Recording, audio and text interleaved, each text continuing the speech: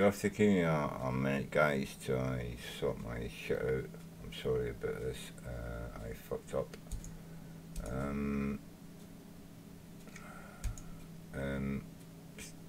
Give me a minute.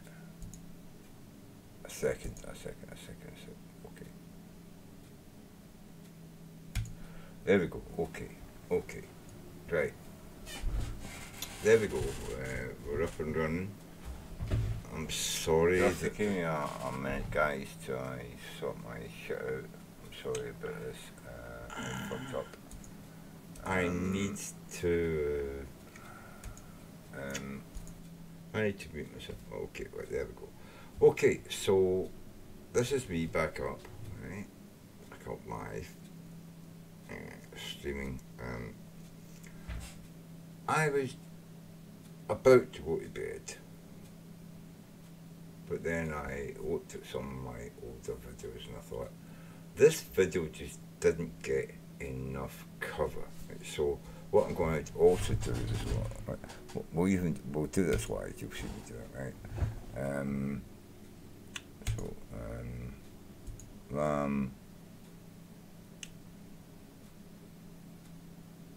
So I would put in general alright.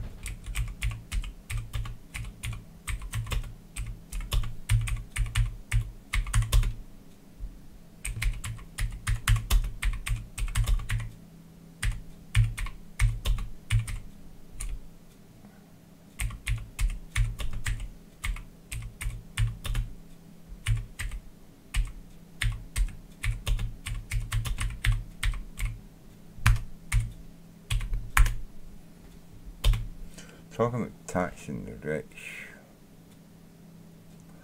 Right, so what is my channel? Oh my god. Fuck. Hold on.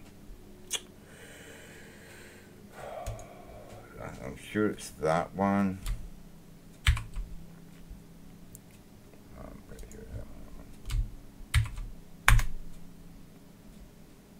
Yes, okay.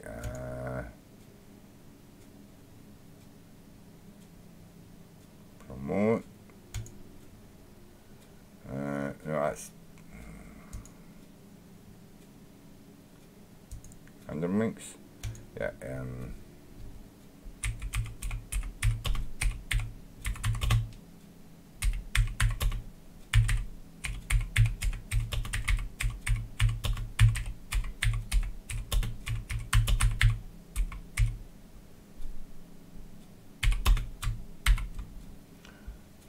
Okay. Talking about taxing the rich.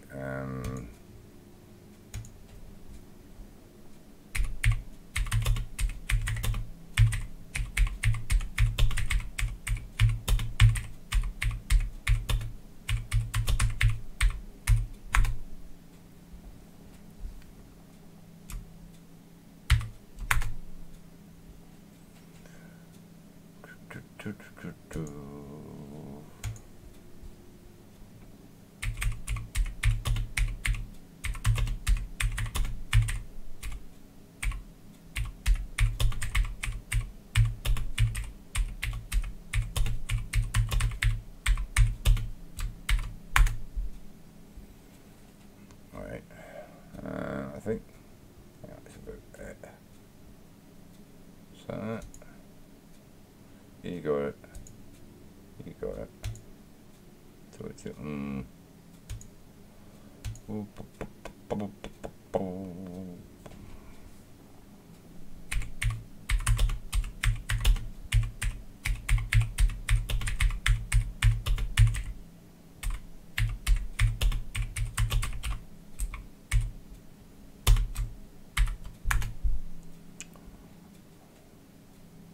Okay. Right, so that's it. So we're live there, guys. I can see you in the chat. I just need to. Actually, I can't. Look at that. Nah, it's fine. It doesn't cover too much of my screen. But it okay, there we go. Right. And yet people love Peterson, man. And Peterson makes like £4 million a year telling young men that they're oppressed by women and they're right to think they're oppressed by women, and that is what I fucking hate about the cunt. You know what I mean?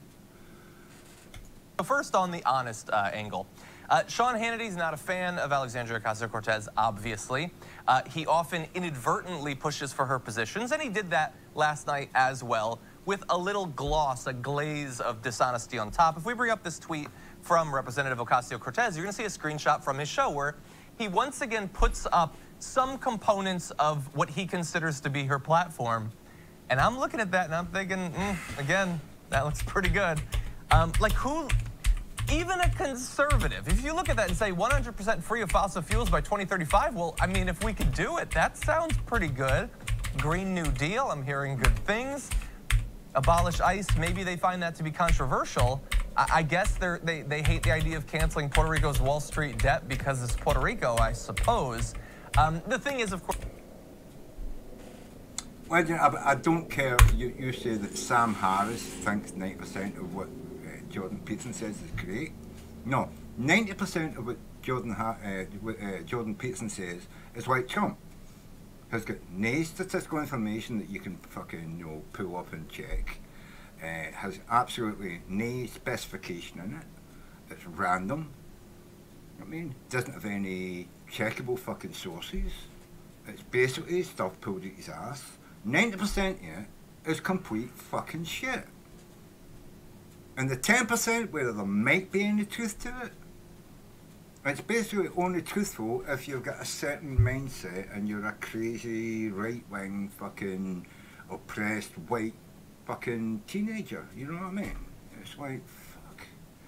Of course, there's dishonesty. So she is not proposing, no one is proposing a 70% federal tax rate. That's even more dishonest than the normal way that her proposal has been covered. And, well, let's bring that back up because you're going to see she corrects him, thankfully. It's a 70% marginal tax rate on multi-million-dollar income. So not a federal tax rate of 70% even on millionaires, let alone on everyone. That is what is so, I would say, insultingly dishonest about this. So I would like to say again what I've said several times now. To give an idea of how few people would be affected by the current proposal that she made, if informally, it is not a tax on the 10%. It's not a tax on the 1%. I'm not drunk. I'm trying to get drunk, but I'm not drunk yet, right? And see all this stuff about tax, right? Let me just explain how I would fix the world right now, and I could probably do this in every Western nation across, Europe, America, North America, right? I could probably fix the problem of poverty, unemployment, the fucking lot, right? With one fucking simple tax fix, right? For instance, America has got 310 to 320 million people, right? I think that's the statistical information at the moment. It's 310 to 320, maybe 330 people, right? 330 million, right? Now, you've got billionaires in America, right? Billionaires. People who make billions a year, right? So even if you take just one of those people who made $1 billion this year, right? And you say to them, we're going to tax you 35%, and there's no getting out of it. We're going to take 35% of your $1 billion this year, right? Just one billionaire, right? And then we're not going to tax you for the next fucking 100 years, right? Do you think one billionaire would step forward and say, okay, I'll be the guy that gets the tax, and there's no tax on anybody, no taxes for 1 billion years, you know what I mean? Whatever, I know, 100 years, right? So you take that $350 billion, right, that for that one guy, and then you give everybody in America $1 million each, right? It's 3.5 of a billion is 350 million. There's 330 million people in America. Give them $1 million each, right? Put it in trust for them. right? So that they can only spend the interest on it. You've solved fucking poverty in America forever, you know what I mean? They can't spend the £1 million they've got, they can only spend the interest. What's the interest at, say, 3 or 4 or 5% of £1 million, $1 million? And you do the same in Britain. Find someone who earns, you know, £1 billion, you know, and say there's 65 million people in Britain. We're going to tax you 65. No, you find a millionaire. You know what I mean? Somebody 100 million, or a millionaire means 100 million. You tax them 65% 1 year, right? And then you give everybody in Britain £1 million. You put it in trust, and they can only live off the interest, right? So you do that in every country in the Western world, right? And then you say to the rest of the world, fuck you, we're all fucking rich. You know what I mean? We're all fucking rich. Every single person in our country is a millionaire, right? And then everybody can buy their cars, their fucking, all their shit, right? But they only get that million if they sign up to say they're still going to go to work. They can't quit their work, right? They're going to go to work, but they're going to be able to go to fantastic places on holiday when they get their holidays, you know what I mean? And how many holidays do we get in Britain? You know what I mean? America, I don't know about America. People who they'd have to institute holidays in America as well, right? But in Britain, you know what I mean? You get like fucking 6 weeks off a fucking year, right? You get £1 million fucking quid. You're getting like, no, I don't know, £90,000 a fucking year. No, so you're living on £90,000 a year for the rest of your fucking life, you know what I mean? What the fuck, you know what I mean? You know, you can go on holiday, you take your kids, send them to university, you know what I mean? Even people you see standing outside fucking, you know, Tesco's, you know, with a cup, they get £1 million quid. They're no longer, you know, they can go and buy it. So we've got to start building fucking houses, right? You know what I mean? So even people with £1 million, they're like, I don't want to just sit here and nothing, you know what I mean? I don't want to waste 90,000 by spending it around the world, you know what I mean? I still got to go to work. Yeah, okay, but let's build houses. You're making houses for all these people who've got £1 million now to spend, you know what I mean? So you're going to get some of their money, that, you know what I mean? You're still making money, you know what I mean? It's a job for you. You can teach your son how, because everybody's got £1 million now, you know what I mean? So they all got money to spend to buy houses, buy cars, fucking, you know. They all want leather jackets and fucking big boots and stuff. Let's not buy Nike, let's make something that's somebody made by hand, you know what I mean? So all these industries would all spring up. People making hand fucking made shit for people who are millionaires, you know what I mean? And that would happen across the whole of the fucking Western world. Because everybody's a millionaire. They all want shit, man. You know what I mean? So you don't just sit there going, I'm just going to spend $1 million, you know. You're going to go well, $1 million, but it's not going to last my whole life. And what about my kids? My kids have got to go out. I've got to put them through the court. I still got to work, you know what I mean? So all that shit about, well, she just made everybody rich, people would just sit in their ass and do nothing. Yeah, some people would do that. And then, you know, probably some people just drink themselves to death, you know, and the government takes what's left in the bank, it's the government's money. It doesn't pass on, you know, take it back and say, like, okay, well, who's the next person in the family who's responsible, right? We'll give you what's left of these million, right? Are you going to do something? No, you could set something like that up, man, you know what I mean? The government could actually work without legislating or not, you know, just gain people money so that they've got the money to start businesses, to buy shit, just, you know what I mean? There's got to be some smart person. Every family's got a smart fucker, you know what I mean? And now you've got the money to pay for that smart fucker to go to university and build something and do shit, you know what I mean?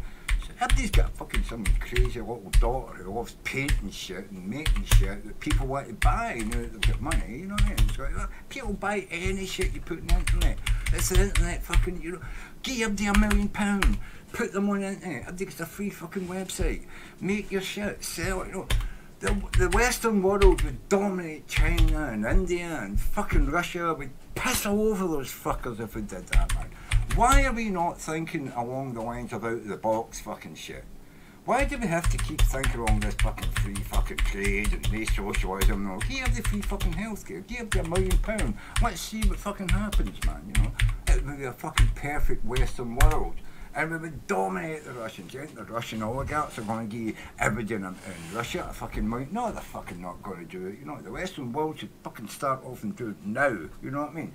None of this shit of giving you fucking, you know, £70,000 a year for the... No, give you £1 million, there you go. You can't spend $1 million, but you're going to get the interest off it every fucking year at 5%. You know what I mean? Put it in the fucking Bank of England. Just fucking, you know, 5% a year off your million, you know, and we'll lend it to fucking, you know, Africa and Asia and get the money back. You know what I mean? If they don't use the money back, we'll drop a nuclear bomb on the fuckers. You know what I mean? That's fucking way to run the world. You think Trump's a fucking idiot? I can out-idiot fucking Trump any day of the fucking week. You know what I mean? And I'm not even drunk yet.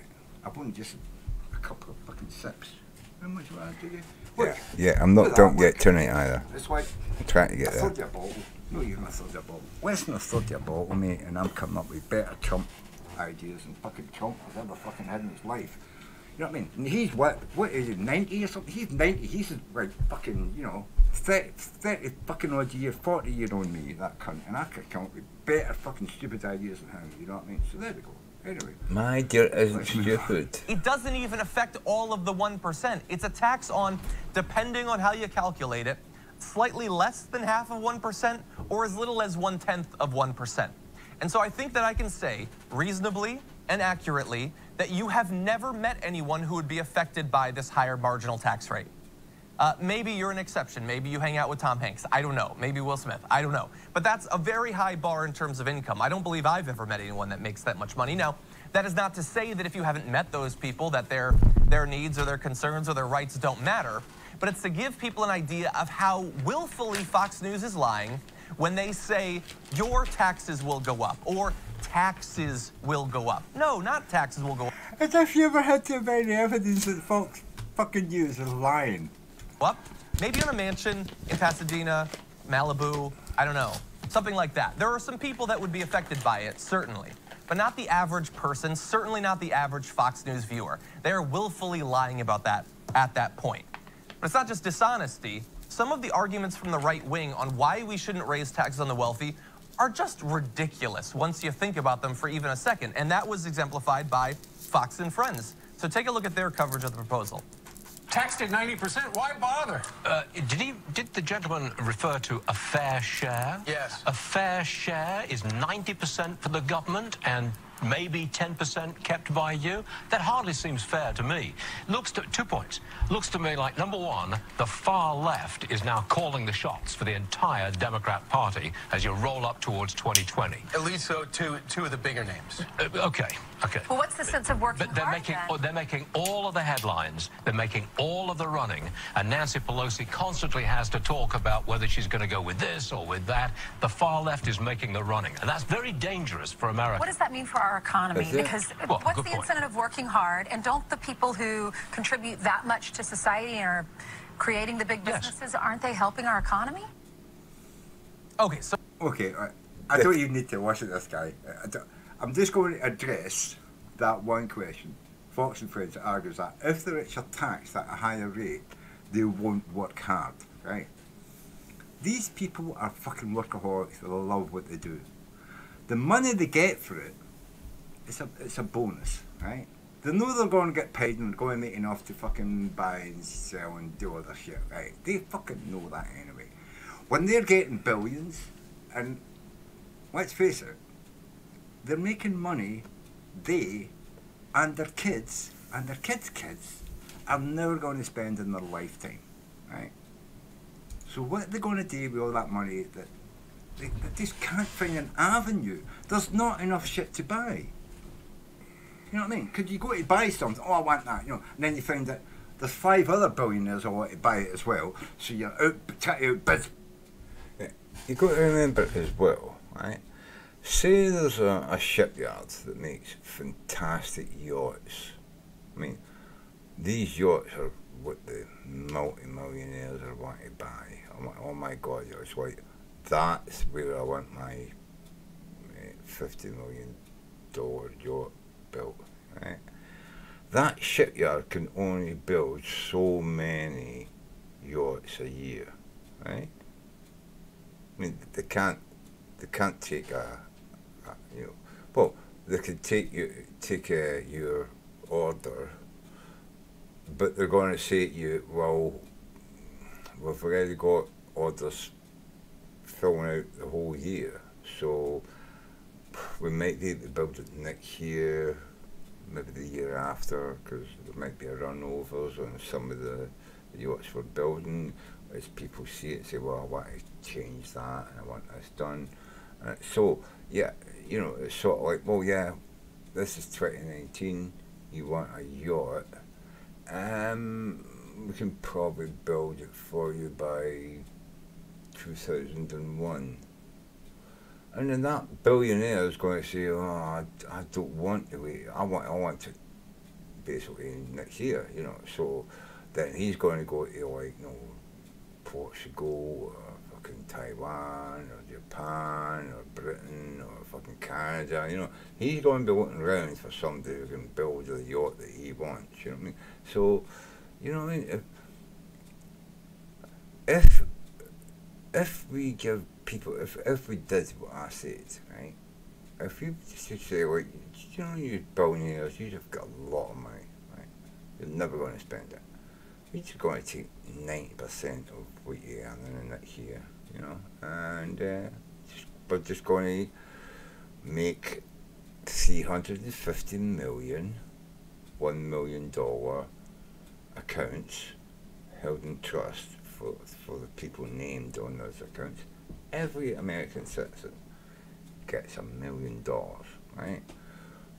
They're all going to be looking around and going, well, I want a fucking boat, or I want a fucking, you know, some land here to put a house on, you know, and I want to build, you know, I want to knock this shitty house down and build a better one on the one that we've already got, and there's going to be people in the city saying, you know what, I just want to build, just want to buy the whole fucking block that I live in with all my neighbours. We're all going to chip in, we're going to buy it, and we're going to modernise it and do it up. You know, can you imagine the amount of people in America who are going to get fucking work? Fuck you, you're making sausages and you're fucking killing chickens and shit, you know what I mean? No. I'm getting paid fucking, you know, $30 an hour for fucking refurbishing this fucking block in the middle of fucking Boston or in the middle of fucking, yeah, Brooklyn. I mean, whatever, you know. Yeah, I mean, people are going to be like, fuck me. I need a builder. I've got this money. I've got £90,000 a year or whatever from that £1 million. I'm sending my kid off to college. I've still got, what, you know, yeah, I bought myself a fucking £30,000 car, you know, a $30,000, you know, an $80,000 car. You know what I mean? And that's the thing, you know. You go to, oh, I've got this money. You go to the manufacturer and say, I want an 80,000, that 80,000. You say, yeah, but like 300 people want that car, and you know we only make like 15 a year. You can maybe get one by 2028. And it's like, why don't you build a bigger factory and make more cars? And they're going to be going, you know, fucking what? Yeah. And well, we could make it in Japan, yeah. But if Japan did it as well, everybody in Japan is going to be asking for that car. They're going to have to build a factory anyway. And then if we did it in Britain and every other Western country, every Western country would have people saying, I want a fucking $70,000 fucking car that I can pay up over the next fucking 5 or 10 years and put my kids through college, and I want a fucking house. But you wouldn't have enough fucking people to build the shit we need. You know what I mean? Yeah. The problem wouldn't be people being in poverty with my idea. The problem would be, is there enough shit for people to buy? And that's the problem that fucking billionaires have got right now. Why don't we give the whole of the Western world the problems that billionaires have got right now?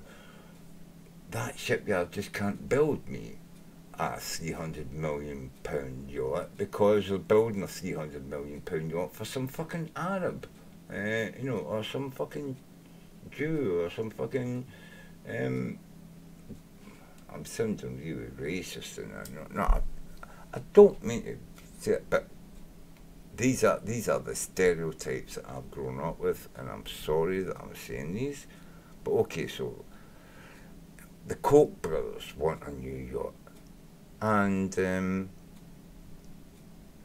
some other fucking billionaire, right? Not a Jew, not an Arab, right? But some other billionaire wants a yacht. But this yacht yard can only build one yacht a year, right?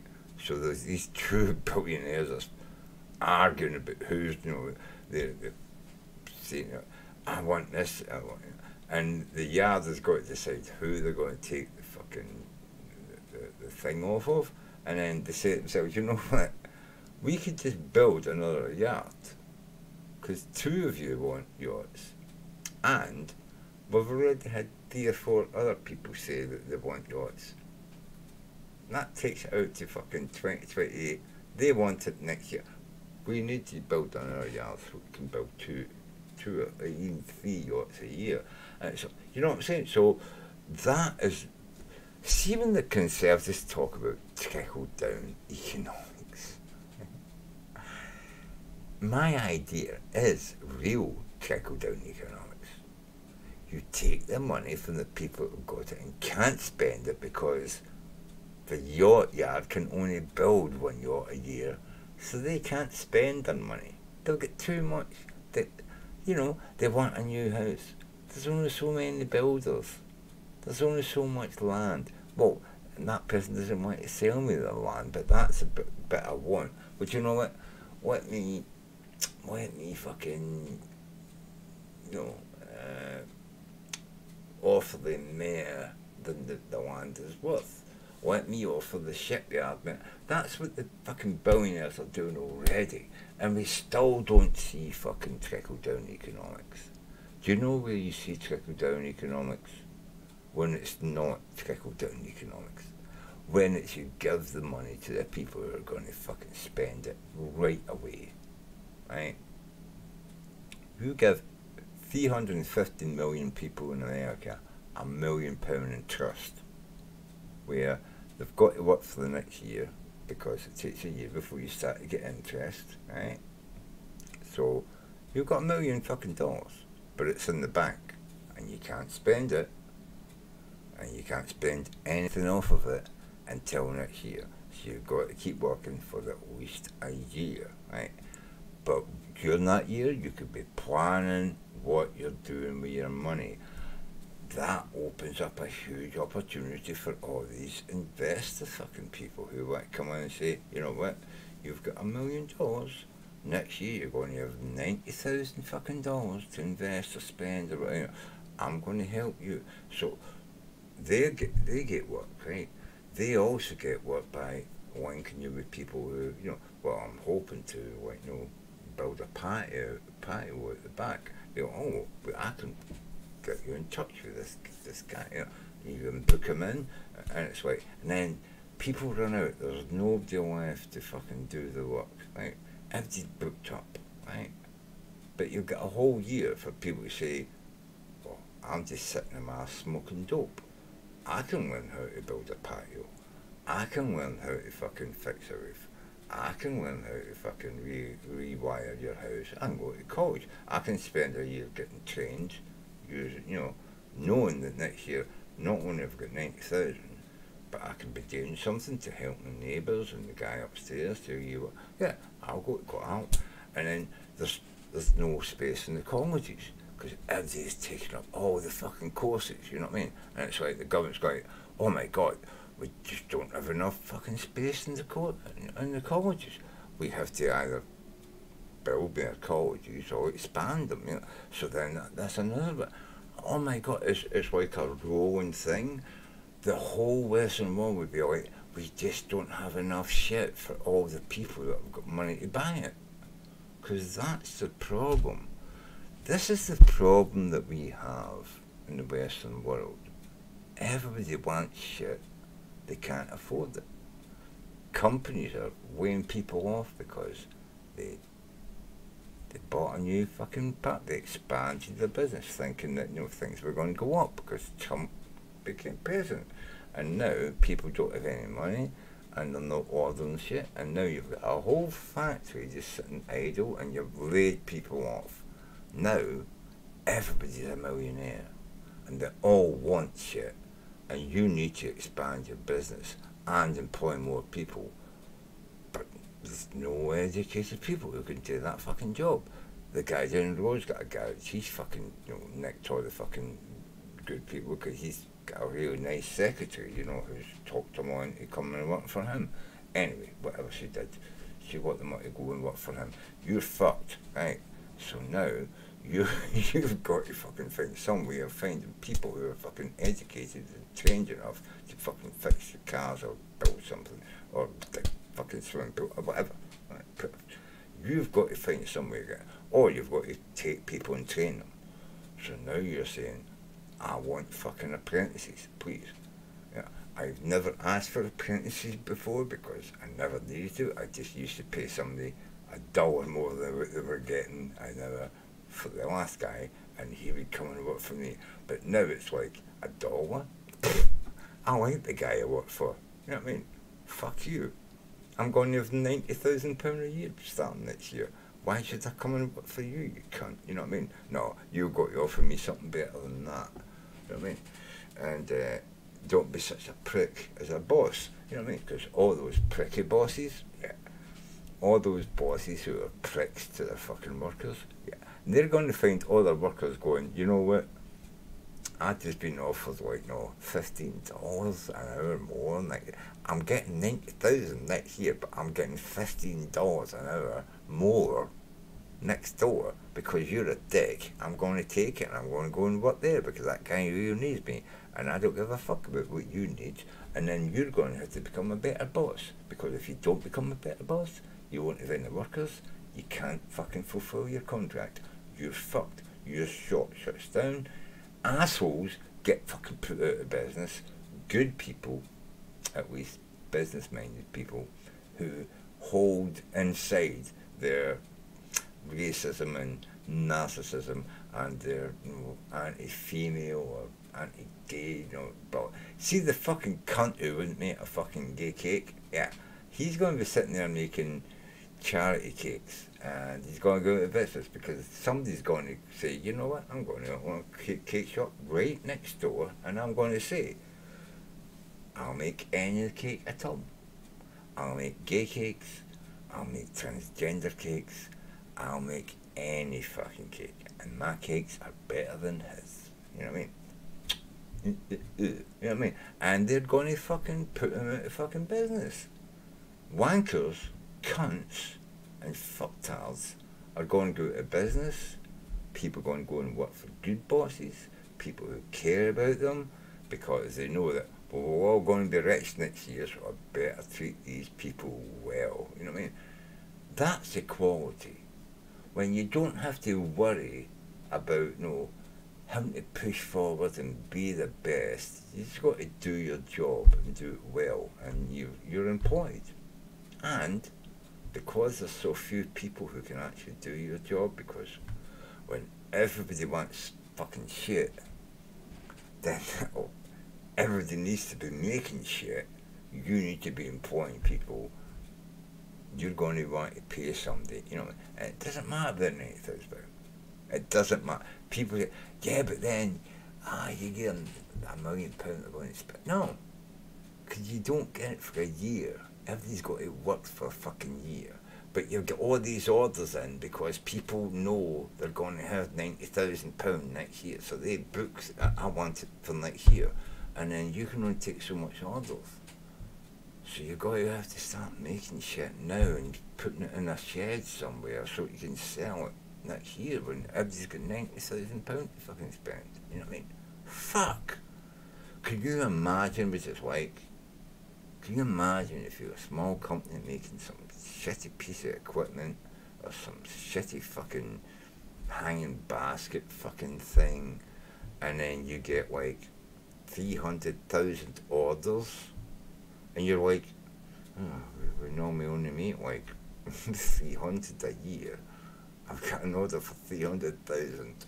How many people do I need to employ, and how big do I need? You know what I mean? You're now thinking of expanding and employing people to make that shit, to put it in a store somewhere. If you can find somebody to build a store to hold it, so when people get 97,000, they can pay you for it. You know? Yeah. What a fucking problem to have. What a problem to have. You see, I don't have enough people asking for my shit. Too many people asking. Not enough people to make it. I don't know how I'm going to get through this yet. I'm just saying, you know what I mean? Is my fucking idea terrible? Every country in the Western world taxes their billionaires enough to give every citizen £1 million or dollars or fucking francs or euros in the bank. You can't touch the million, but you can spend the fucking interest. And you don't get any money for a year, so you've got to stay in your job. You know what I mean? You've got to stay in your job. Nobody's going to do shit for tick. But what they are going to do is they're going to try and poach you after the worker you know, the boss you work for. That's good. Wages are going to go up. You're not going to need the 90,000. In a year's time, you're not going to need that 90,000. Bosses are going to be saying, fuck me, I'm making loads of money, I need workers, I'm going to have to pay them more in order to get them, otherwise the guide in the road is fucking going to snag them. Yeah. You talk about inflation. What fucking inflation? Inflation happens when there's not enough stuff, right? And not enough money. There's going to be too much money. Big demand for stuff, yeah. But then you just say to people, well, you can't be charging fucking £5 for a bag of crisps. It costs 30 pence. That's it. It's 30 pence, 35 pence maybe in a year. But there's no way you're going to be charging somebody 40 quid for a packet of crisps. You know what I mean? You've just got to make me a crisps. You just got to make me a fucking stools and tables and cars and you know what I mean? Oh my God, we've got to build factories. You've got to employ people to build your factory. The government's got to pay for building roads. The government's got to pay to repair and build bridges. All that shit that we've not been doing for fucking 30 years, suddenly we've got the money to fucking do it. Because if we don't, the fucking economy fucking goes downhill. Because people are going to be buying cars and they're going to want to drive in motorways, they're going to want to use those bridges that are fucking knocked out and fucking, you know, can't cross here. Yeah, that's going to have to get fucking fixed. The government's going to have to stop and argue about fucking stupid shit and actually do fucking real shit, like fucking organise getting your motorways and your bridges and your schools and your hospitals and your factories and your fucking income and outcome and your fucking exports and imports fucking sorted. They won't have enough time to argue with each other about bullshit. They'll have to actually do their fucking job. You know what I mean? Give everybody in the Western world $1 million fucking dollars or pounds or euros. And I tell you, the fucking world would turn around on an axis.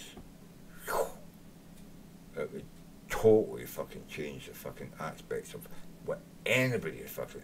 Nobody's going to be fucking worrying about the fucking 401k or whatever it is, right? Or the bullshit fucking stocks they've got in fucking Amazon.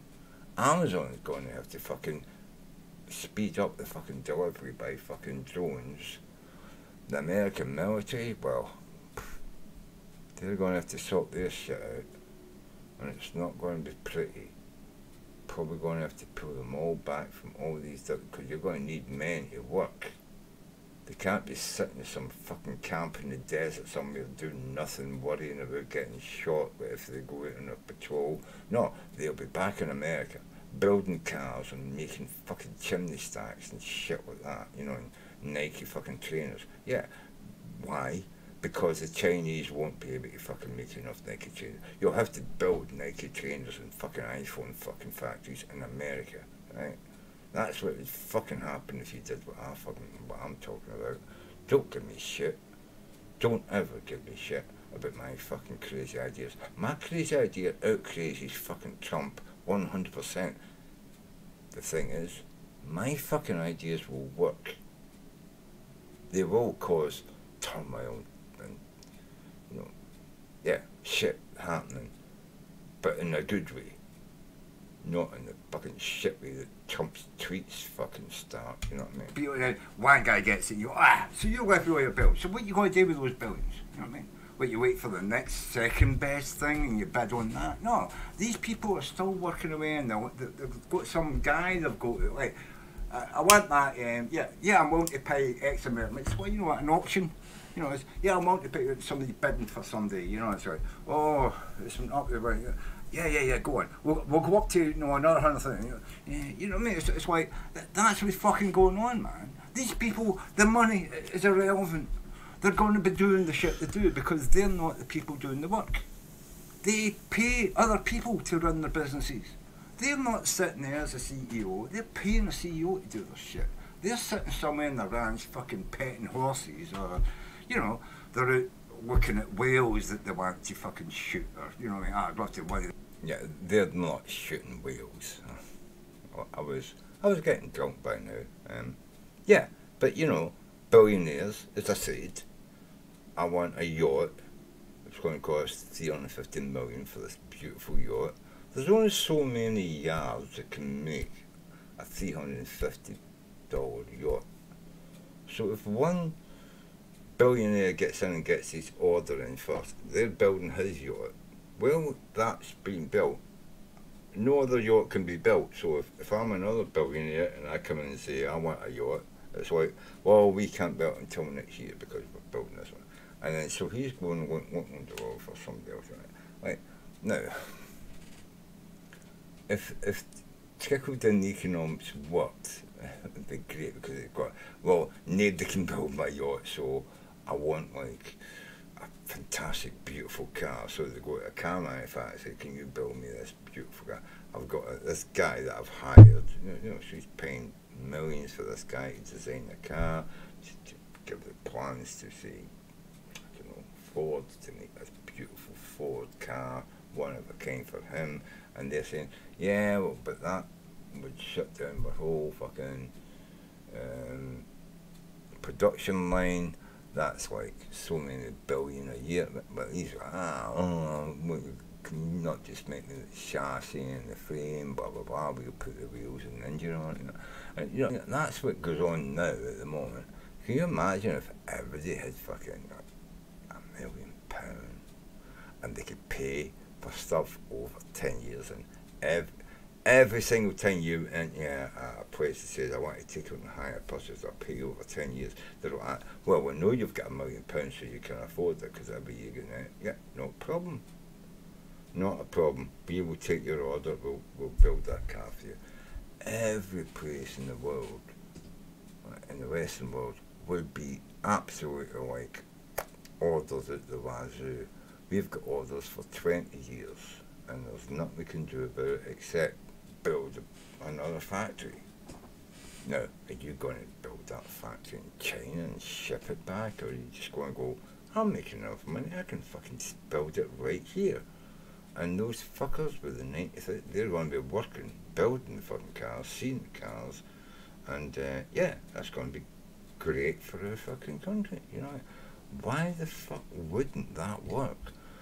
The more I think about it, the more I think my idea is a fucking stupendous, fucking brilliant idea. I have never heard anybody come up with any idea of mine. It's just because I'm just got a crazy motherfucking drunk socialist. Even Bernie Sanders hasn't come up with this idea. I love Bernie, don't get me wrong. But he just doesn't go far enough with his socialism, you know what I mean? It's not just fucking value, motherfuckers. Them my wall, you know, go lovely next to the deer head I've got, you know what I mean? It's like, so these are, you know, these people aren't working. They're working money. The money is irrelevant. It's like coins. I put that amount there and that amount there. I lost that amount, but that amount made this amount. So, you know, that's, you know, these people don't live in the real fucking world. Tax them 90%. You think they're going to feel it? No, they're still going to be like, no, I've got billions. I've got billions. Ooh. But if somebody's already, like, you know, rich people, right? They're worth like, 10 billion. They've got 10 billion in the bank already, right? They're making like 700 million a year. Take taxes off of that. They pay like 13% tax after the tax deductions and all the claimable backs and all, right? All that box, right?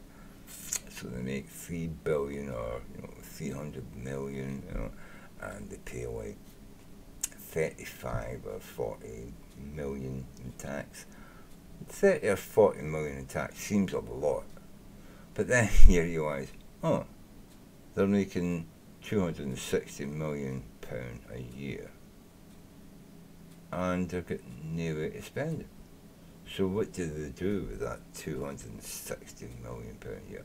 Well, they don't do anything with it, because as much as I'd like to have a house in every country in the world, some countries are unsafe. And in some countries, you actually need to be a citizen before you can actually own property, so you can't, no matter how much money you got, you can't own a house there. Oh, do we really want to trust this weird guy who says he'll go guarantor and, you know what I mean? Right? These people are, the reason they've got these hundreds of millions or even billions of dollars is they're risk averse. Right? I know you say, well, they wouldn't have made billions if they hadn't risked something and invested and tried. Yeah, but they've never risked everything. It's like they risk it. But that's good. We can build a factory there and see if we can get enough people to work and make money. It's only going to cost like 100 million. But we've got 3 billion in the bank. We make like 700 million a year.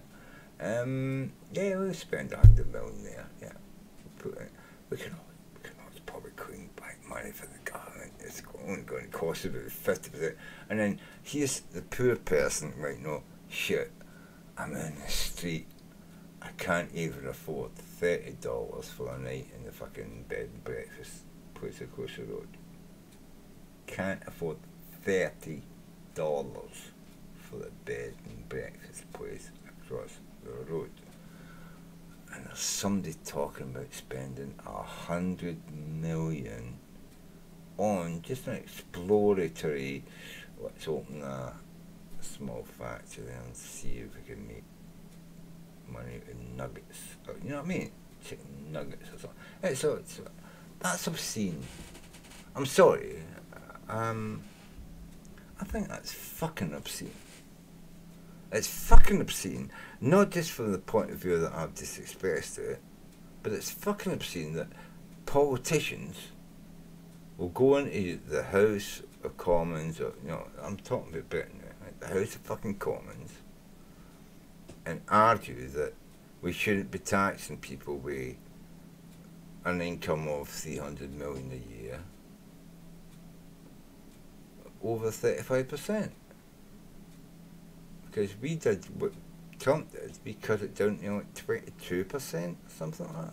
Just 2 years ago or something like that, the Conservatives.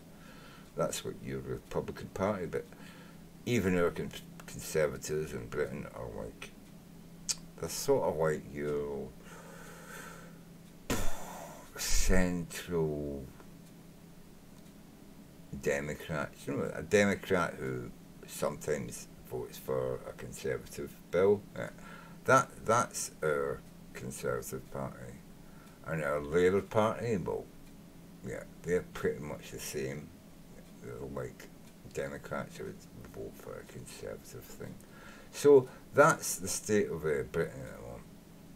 We live in a political world where none of the main political parties look after anything to do with the normal citizen in our country. They're more interested in making deals with other countries to sell shit, giving them money to build factories that they use for a couple of years and then fuck off as soon as the tax rate. Because you got to remember as well, right, in Britain, I hear America moan and bitch all the time about fucking tax, right? Fucking taxes, right? Right, so here's the fucking thing in Britain, right? About 80% of everything you fucking buy has got a value added tax on it, right? You don't know what VAT is. I'm sure you hear British people talk about VAT in fucking videos all the fucking time. VAT. Value added tax, right? Now, the value added tax came in after the Second World War back in about 1958, I think. Some 56, 58, right? It was a way of controlling the way that people bought stuff, right? Because it was basically a tax on high quality goods. High quality goods, like champagne, wine, beer, liquor, that sort of thing. Over the years, since it was supposed to be a temporary tax. This is nothing. I need to emphasize this strongly. VAT, it wasn't called VAT back in 1958. They had another name for it. I can't remember what it is. You can Google it and find it. In fact, I can fucking Google it. Right? I need to fucking sort this fucking shit out, right? Right. I don't know. I just go there. Whoa. Right. No, that was bad. I'm sorry. I did a bad thing there. I left clicked and said right. Okay. Open it up. Google.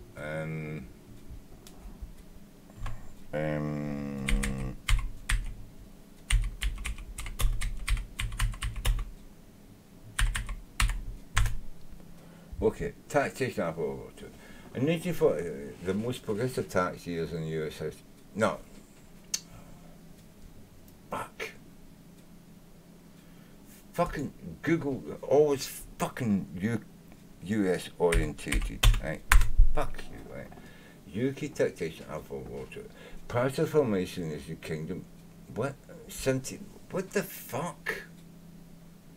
UK taxation after World War II. Prior to the United Kingdom in 1707, taxation had been levied in the country that joined one of the key taxes. Charles II? Are you fucking 1660? Are you fucking kidding me?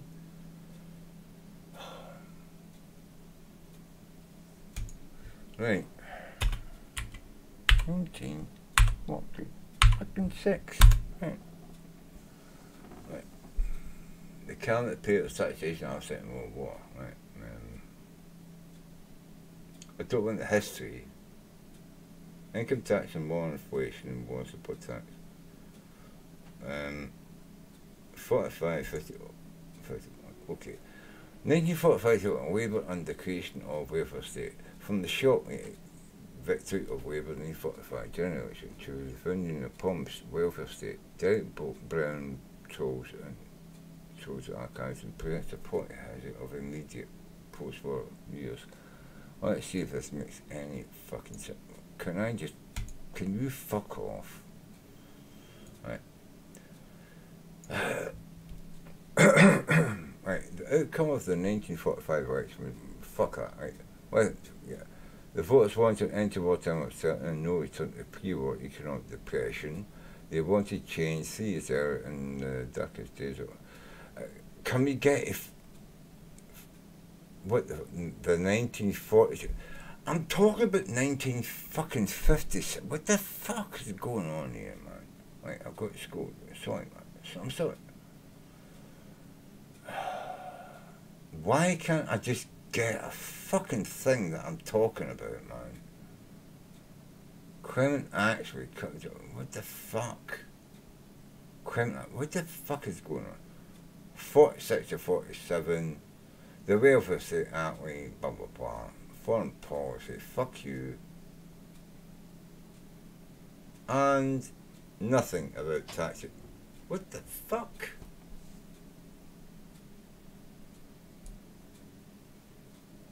Nothing about conclusion. What the fuck?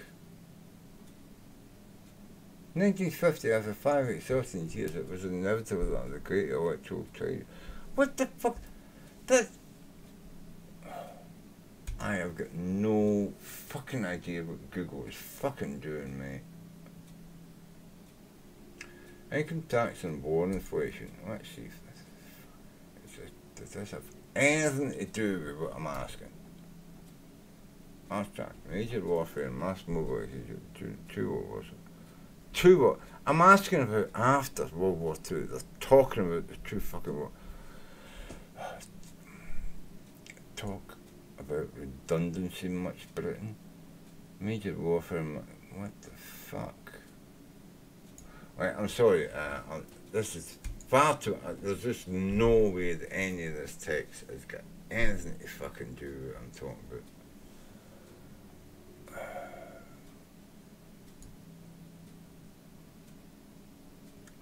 Do you know what? Fuck that, right? Fuck you, right? History of added tax, right? History between 1940 and March 1973, right? The UK had a consumption tax called purchase tax. That's what it was called, the purchase tax, right? Which was levied at different rates depending on goods, luxuriousness. Yeah, so it was a luxury. It was a tax on luxury goods, right? So you bought something like champagne, cigars. There was a higher tax on that than, say, bread, which there was no tax on, or children's clothes, or educational books for children, which, thank God, we still have no tax on, but Margaret Thatcher tried to bring in the 70s. Oh, that's no, 80s, sorry, 80s. Right. Margaret Thatcher tried to put a tax on children's clothing and educational books in the 80s, right? Can you imagine that? She wanted to reduce the tax on champagne and wine and put a small tax, a small tax that could, I think you have a sundown clause, you call it in America? Yeah, it would only want, but what you've got to remember, see this purchase tax? This was a temporary tax as well after the Second World War. The purchase tax was temporary tax, and it was never, because, see, what we do in Britain, we make bills and pass bills, you know, like you do in America. But in America, you put onto the bill, like, this bill runs out at a certain date, and then it has to be renewed. In Britain, we are the reverse. We pass a bill and say, this bill will run forever, but in 5 years, you've got your first chance to stop, you know, to relinquish or to sunder, to stop it and dissolve that bill, and it won't carry on. What happens in Britain is, if you don't have someone who brings a bill forward to say this bill, when it comes up for renewal, should not be renewed, if nobody does that and it just goes past that date, yeah, it's there for another 10 fucking years. You know what I mean? It's like, no, and then you can't do anything about it for 5. There is something in each bill or law, but it will tell you, well, you get to revise or amend every 5 years. But if nobody revises or amends it, it just carries on. So we don't so much have bills that you have to have a vote to ensure they carry on. we have to put forward a vote to stop it, a bill that's already in action. So that's the difference between America and Britain as well, politically, about certain bills, especially taxation. Right? In America, you usually have a sundown clause, and if you don't vote to extend it, then it finishes. We have a non-sundown clause. You have to vote to finish it, or it continues on its own without anybody, pardon me, having done anything about it. Yeah, right. So that's the difference. It's a big difference. I think it's a failing in our political system that we can initiate a tax law, say in 1956, no, 1948. Is it 48? Between October 1940 and March 73, 1940. Can you imagine? And by the way, since it says 1973, the UK had a consumption tax called the purchase tax. Yeah. Well, read on, right? Which was levied at different rates depending on the luxuriousness. The rate of purchase tax at the start of 1973, when it gave way to VAT, was 25%. Right? Yeah, but that 25% was only on things like whiskey, champagne, cigars, I think marble, satins, diamond jewelry. No, that sort of, you can get what I'm talking about. It was only on things that people who were millionaires and who were rich would buy. Right? It wasn't on bread or beans. You know what I mean? There was no VAT on food, any food, right? Except for things like caviar and oysters and stuff, right? So you get where I'm coming from, right?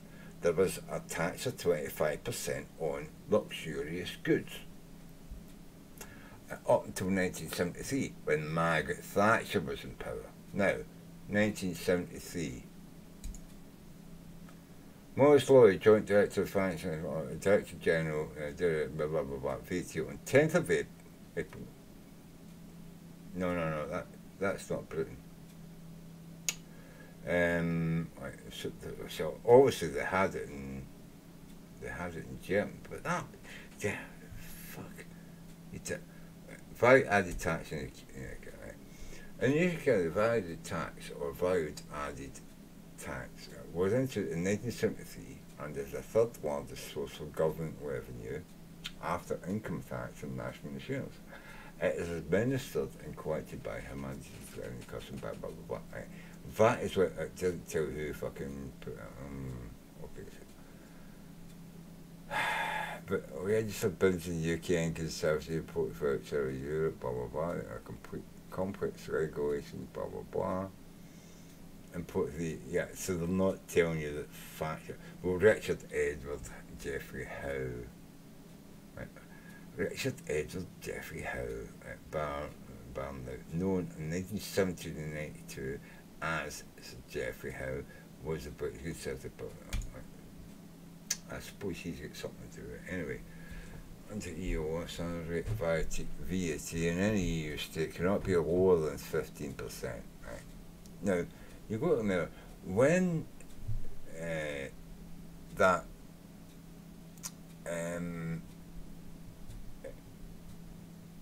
tax was had back in 1940, for luxury goods, right?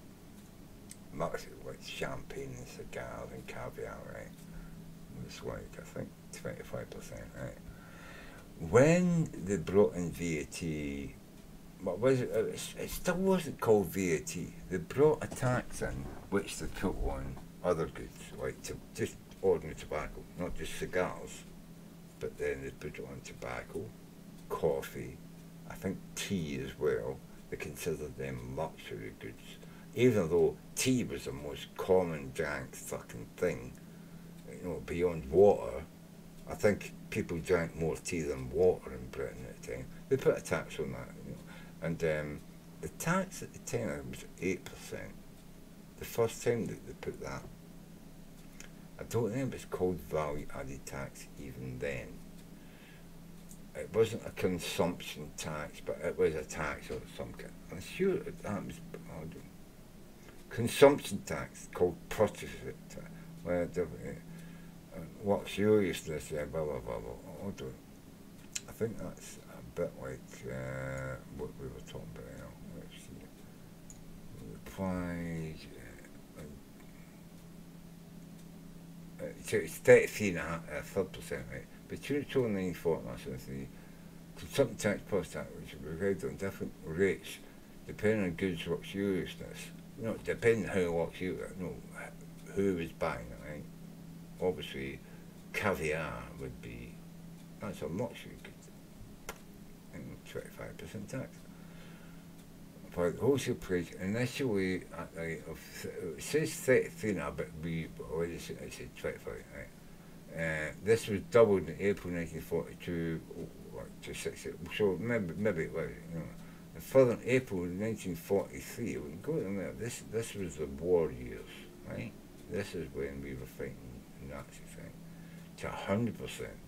So you doubled the price basically of caviar, champagne and cigars, right? Before reverting April 1946 to 33 and a third, no, so a third tax. Unlike VAT purchase, tax was applied at the point of manufacture and distribution, not at the point of sale, yeah, and that's a difference, you know. Like, when you produce a thing, you had to tell the government you had produced it. They would give you like a tag to say that we know you produced it, you paid your 33 now, and then they would add that onto the price of the thing to sell on it. So the person who was buying it didn't know that the fact that it was more expensive was the government taxing it 33.5%, 33 and a third. They just thought, well, it's a war, everything's going to go up. But these were rich people.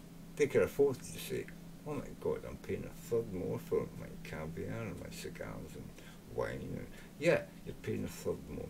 Oh, huge you are then. You know, it was like that, you know.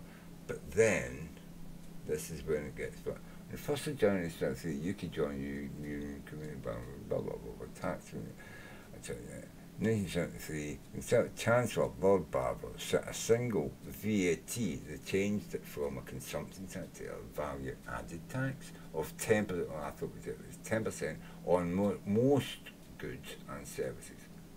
You see that on most goods and services. So now when you went and got petrol, you got your car serviced, you got your jacket buttons sewed back on by a seamstress, or you lost weight and you want your trousers waist taken in an inch, you're now paying a 10% tax on that. 10% tax. You were also paying a 10% tax, as I said, on like things like tea. Tea became a luxury good. 100% of people in Britain drink tea. Okay, maybe there's like 3 people that didn't at the time, right? But 10% luxury goods, everybody drinks tea. Everybody. It's now called a luxury good, and you pay 10% more for it, right? So that's what happened back in January 1973. Now, Margaret Thatcher wasn't poor. That was, I think that was a Labour government. To be honest, I think that was a who was in power? Not the Conservative Chancellor Barber set a single rate, right? So it was a Conservative. Yeah, okay. And joining 1974, Labour Chancellor Dennis Seeley, yeah, oh my God, teeth. It was just like teeth and nose when you reduce the standard rate of VAT from 10% to 8%. That's where I got the 8%. The Labour Party came in 1974. I was like 13. Reduced it to 8%, but introduced a new higher rate of 12.5% for petrol and some luxury goods. So You understand what I'm saying? He's saying like it's 8% for tea, but it's like 12.5% for fucking like wine, spirits, tobacco, that sort of thing. So yeah, proper choice. You know, that's your choice to use these things. Everybody drinks tea. Everybody eats bread and butter. So you no tax on bread and butter, right? No tax on milk. You know what I mean? Certain things were exempt because they were staple necessities. But he did put he reduced to 10% on things that most people would use, from 10 to 8%. Oh, he was such a great guy. But then at that time, Britain was still recovering. Even in the 70s, we were going through terrible times in Britain, as you probably, if you look in the internet, but it has about you'll find it. Yeah, our governments were pretty mediocre from the Second World War through the 70s. And then Margaret Thatcher came in, and she was like our Reagan. She was like Reagan in Britain, and fucked everything up. I mean, a lot of people don't get me wrong, I give her some kudos for some of the things she did, but she absolutely butchered the working class. Absolutely butchered the working class. She did bring investment into Britain, mostly from America, but then look at America. If you're American, look at America. What's happening? What are these companies nice to you? No, they're going to fucking bleed you fucking dry and leave you to die if you're not got the money to pay them back. And that's what Thatcher brought into Britain. We had never had that cutthroat fucking pay as or you're fucking dead. We had never had that sort of like, you know, rip your throat out commercialism and capitalism in Britain until Thatcher went to America, talked to Reagan and brought it back to Britain. Anyway, so 10 to 8%, 2.5% for petrol and Russia. Heads over, Healy doubled the higher rate to 25%. So when you know your champagne, your petrol I think as well. Right, petrol, champagne, caviar, cigars, they all went up 20%. But I could still go and buy my fags, and I was only paying 8% on fag, because almost every worker, you go to there back then, 70s, everybody smoked, everybody drank tea. You couldn't put 25% tax on that. People were living wage to wage, much like today. Anyway, so Healy reduced the higher rate back to 12.5 in April 1976. I was 15, 76, just about to leave school. I left school in 1977. As a bright-eyed 16-year-old, 17-year-old, 16, 17. Anyway, Conservative definitely how increases the rate to from 8 to 15%, and abolished the higher rate in June. Right, so Healy, the Conservatives got in 75. Right. He increased the rate from he increased the rate from 8% to 15%. That was the year that I left school. I will never forget this, right? And he reduced the top level tax of 25% back down to 50%. They made all VAT 50%. So people could buy caviar at 15% interest, and I was paying 15% on my fucking tea and chocolate, biscuits and fucking cigarettes and beer. Bottle of beer, 15%. Bottle of champagne, 15%. So obviously it was fair, you know what I mean? Obviously it was fucking fair. I mean, you know, the billionaires and millionaires, they're only just paying the same tax as us fucking, you know, Joe Knob, you know what I mean? Down the street with his beer. You know what I mean? That's only fair, isn't it? Anyway.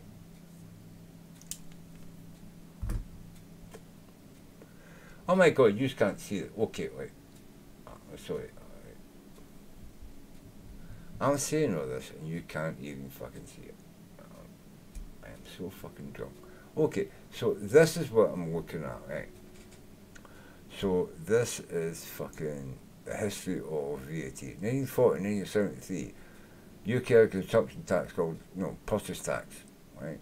Blah, blah, blah, blah, blah. That was for rich people buying fucking wine, brandy, cigars, oysters, fucking Russian caviar, all that fucking shit, right?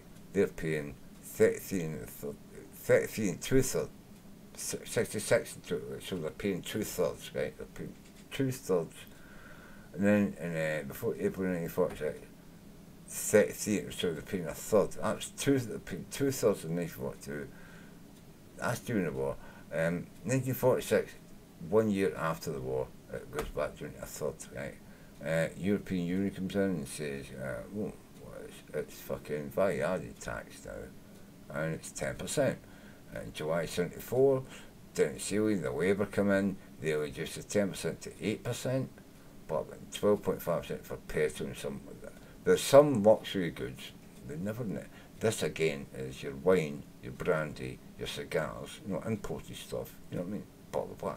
We don't make brandy. Back then we didn't make brandy in Britain. We imported it for at 12.5% or something. 12.5, and just cigars from Colombia or Colombia.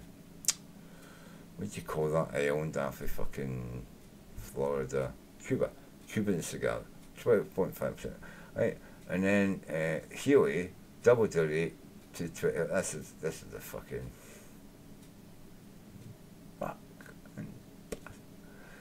Right, so yeah, the government was in trouble. They were they were running out of money. Well, you've got to admit, after the Second World War as well, we went through a huge program of building houses and housing people and all that shit, and the government ran out of money. Also, America was being a bit of a cunt.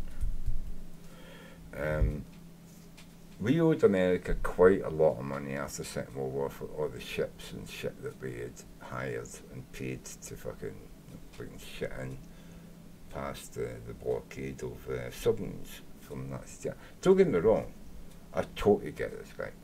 You were sending American sailors in and they knew that they were targets a lot of the time.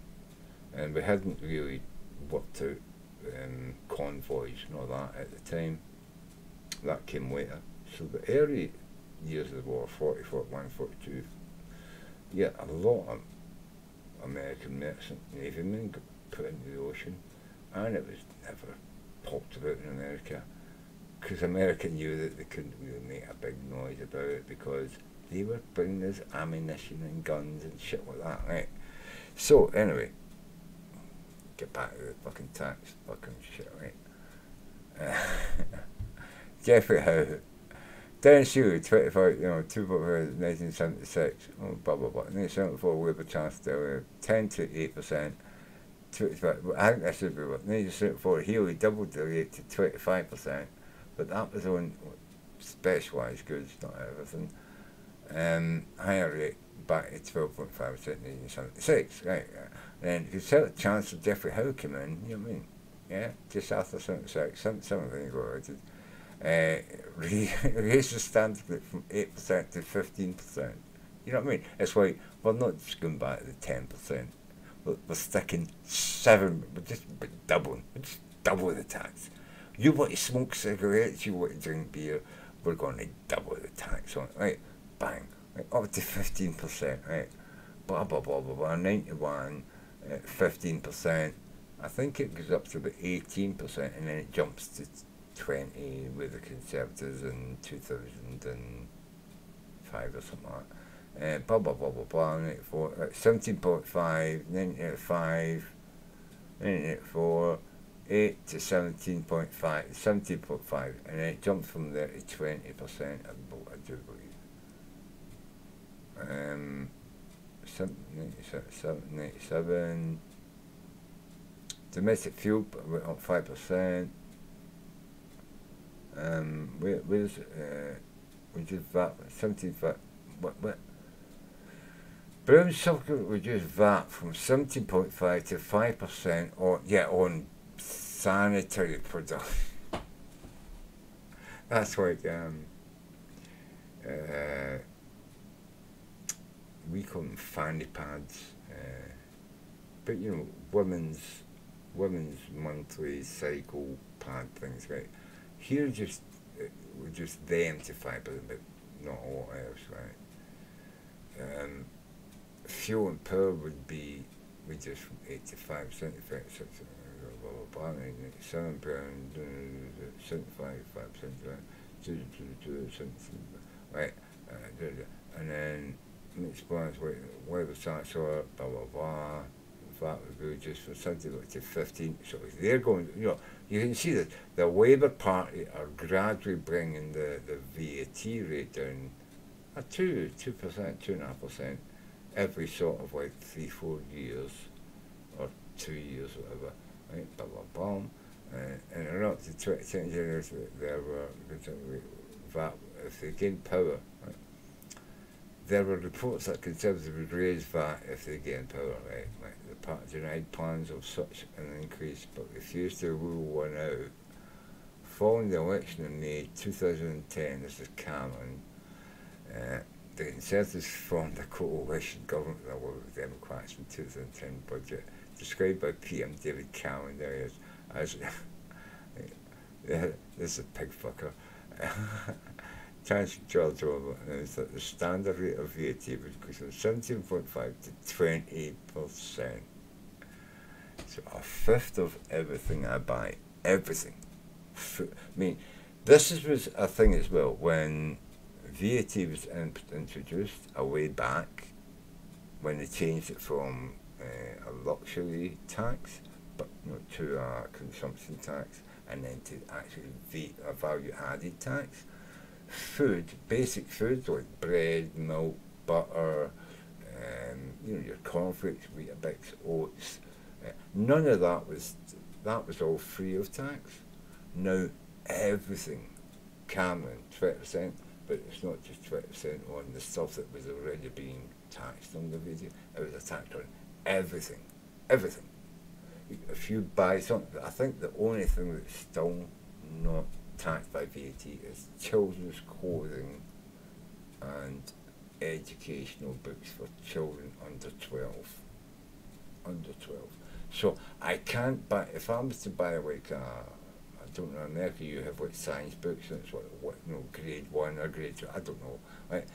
So anything under grade 1, if it's just like a cartoony thing telling you that air expands when it's hot and contracts when it's cold, but it's not a book that's used in a school to educate people. Those books are still free of tax in Britain. But anything that can be considered as like, it's going to be a book you would use in a school, that's taxed at 20%. This is the difference.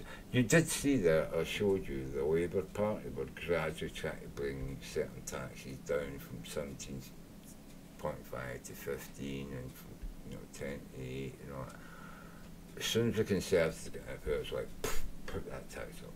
Let's get all that money off the poor people, and then we've got money in the coffers to give the rich people a tax cut. The people who paid for us to get elected, right? Just like in America. Just like in America. You may think that you're voting for somebody because, I like that guy, he seems to be normal, and that's not what's happening. What's happening is you're being conned. You're being brainwashed into thinking this is a real nice family guy and believes the same things that I do. I love this guy. He goes to church and he's going to do good things and help me out. And then he gets into power and he goes, fuck you. I've got this oil guy here who wants me to change the regulation on pollution and rivers. Yeah, well, why Why should an oil company have to worry about pollution in rivers? They don't drill near rivers, do they? No, they don't drill near rivers. But you know what they do? They pump oil through fucking pipes that go over, under, and through the rivers. And when those pipes burst, your water gets poisoned. You go down there to fish for fish and they're all dead. You catch anything before they die, and you don't know that the river's polluted, you eat it, you get poisoned. You know what I mean? And all those fumes from all the fucking shit that spills onto the land, destroying the land so you can't grow anything on it. So fuck you, farmer, because now you've got to go to court and try and sue them, and then the oil company comes back and says, well, yeah, you've got a situation here where we don't have to pay any compensation, we only have to clean it up to a certain degree and repair the pipe. And compensation, we're exempt. And then the farmer's sitting there thinking, okay, so you poisoned my land, I can't grow anything there, I've got to wait a year for you to fix the pipe. You're not putting any oil through it, you've diverted it round through some other fucking oil, which is going to probably burst because you're putting more pressure through it. But I'm going to wait a year for you to fix that shit, clean the shit up. You're not going to clean it all, you're going to leave fucking oil residue everywhere. I can't grow in that field for 25 fucking years and I don't get any compensation because you've got an agreement with the government.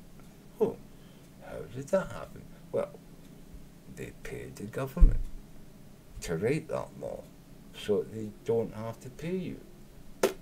Yeah. And then you wonder, you know, oh, the government's the problem? No, the government's not the problem.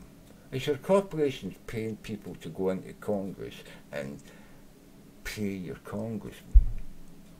I'll give you $25,000 to help get you re-elected if you sign this bill. Which they would somebody draw up somewhere. I'm sure you've heard of the place if it happens. And that's pretty much what was going on.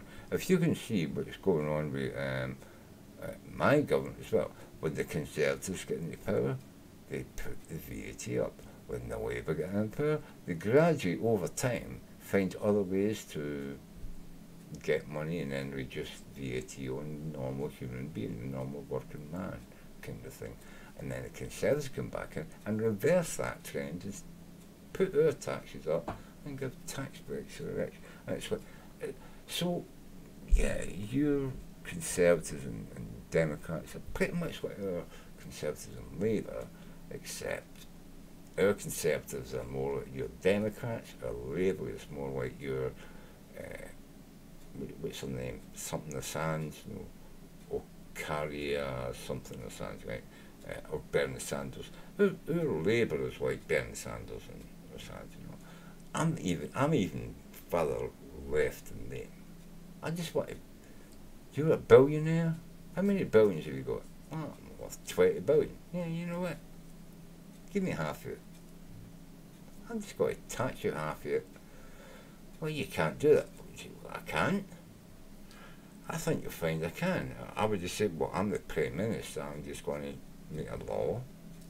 If I was the fucking President of America, if I was Trump, I'd be like, you know what? You fuckers have got away with stealing money off the state for too long. I'm going to just do one of these presidential fucking letter things and say, any corporation that has sold more than $1 billion worth of goods in the United States in the last 10 years, their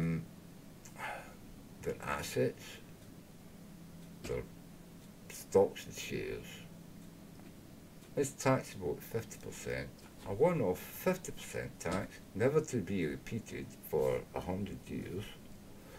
We want that money now. And then we're going to fix America that way. Yeah, we're going to fucking fix America. And fuck you, multi-billionaire companies and Duke, Mr. Duke, give me half your fucking billion. What? Oh, you're worth 40 billion? Well, you're now worth 20 billion. Do you think you could spend that 20 billion in the next 7 or 8 years of life you've got, since you're about fucking 78 already anyway, you know?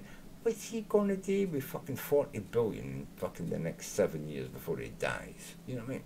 Just give me half of it, we can fix the country up and fuck you. That would be my attitude if I was president or prime minister of fucking Britain. But you know, I don't know. Am I a fucking crazy socialist, capitalist, fucking communist?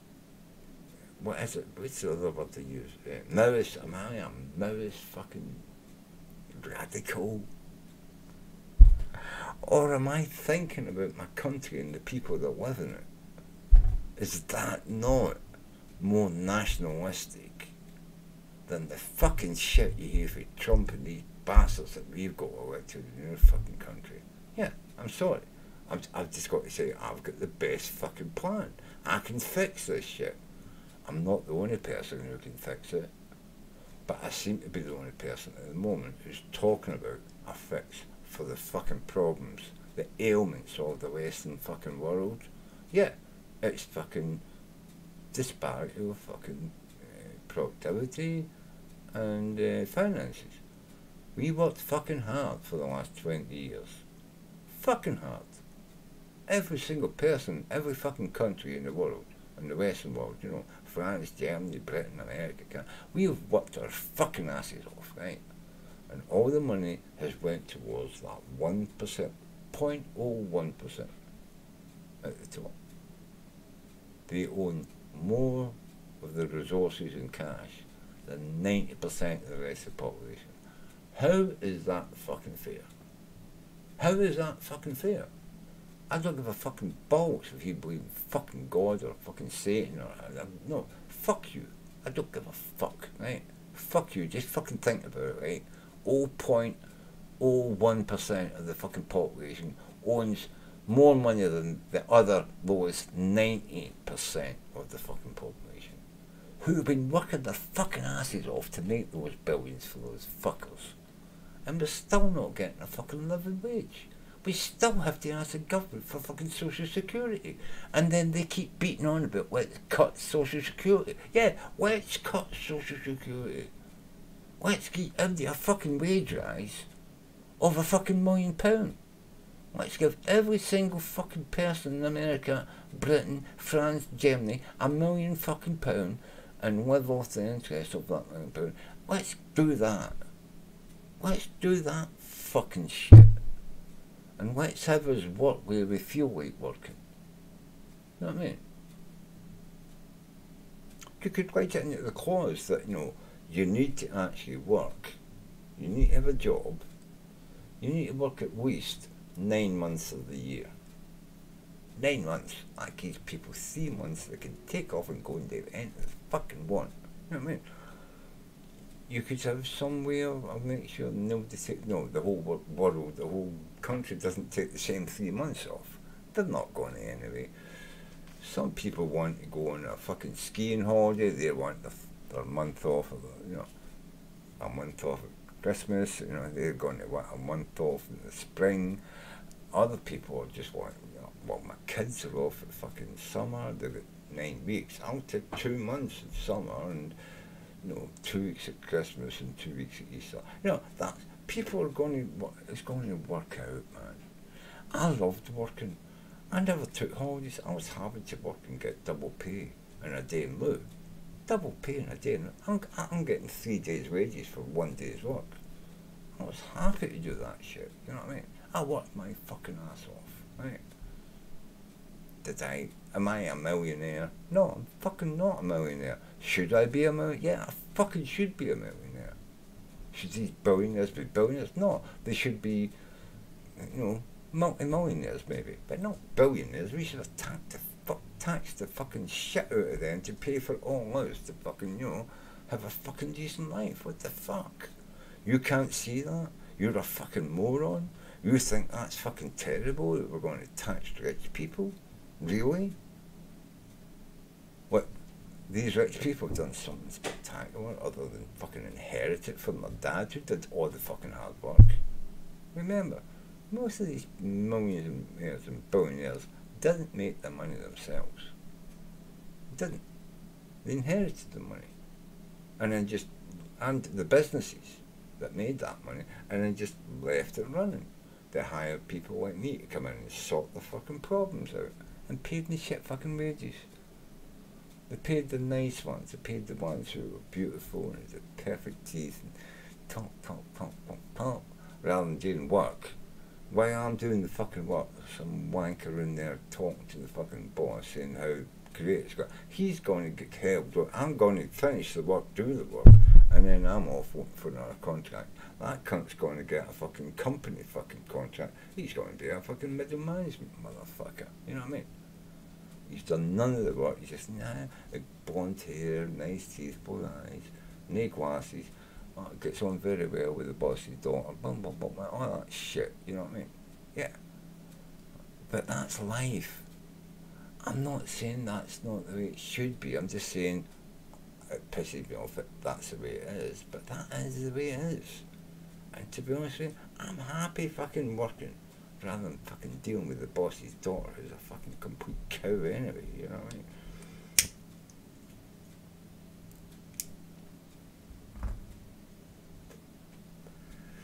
Anyway, we got up to fucking Cameron and his fucking 20% fucking interest.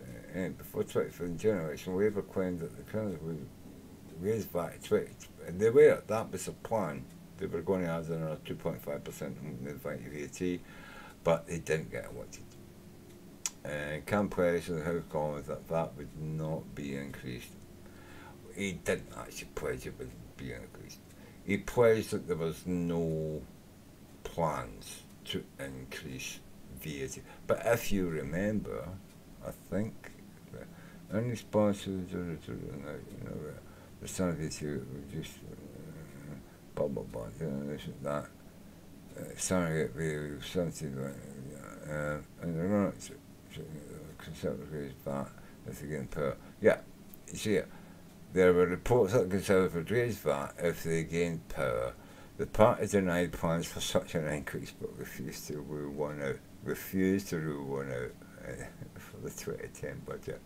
Following the election in May 2010, the Conservatives formed a coalition government with the Liberal Democrats, and the 2010 budget described by PM Democrat as an emergency budget.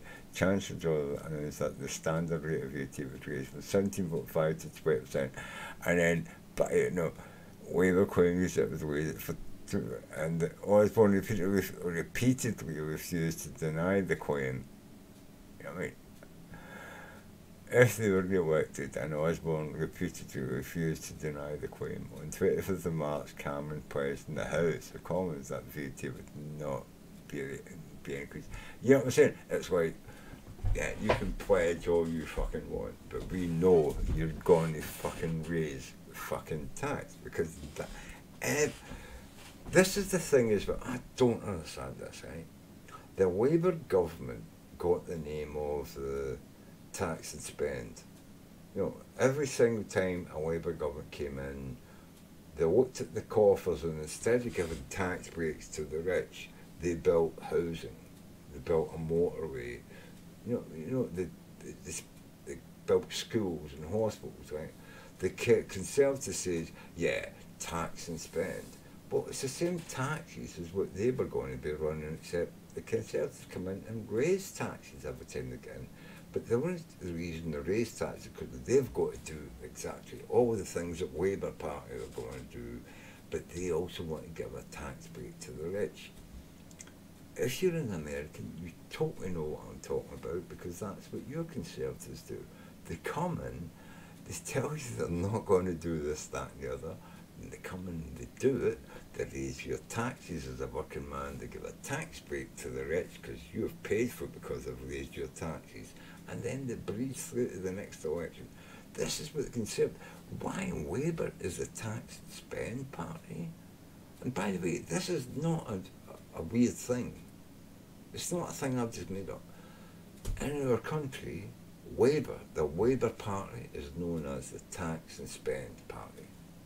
Conservatives, the people who raise taxes, give tax breaks to the rich, and then spend their money on let's face it, their mates who helped get them elected, they give lots of government contracts out to private contractors rather than just saying councils, local councils in local areas need money.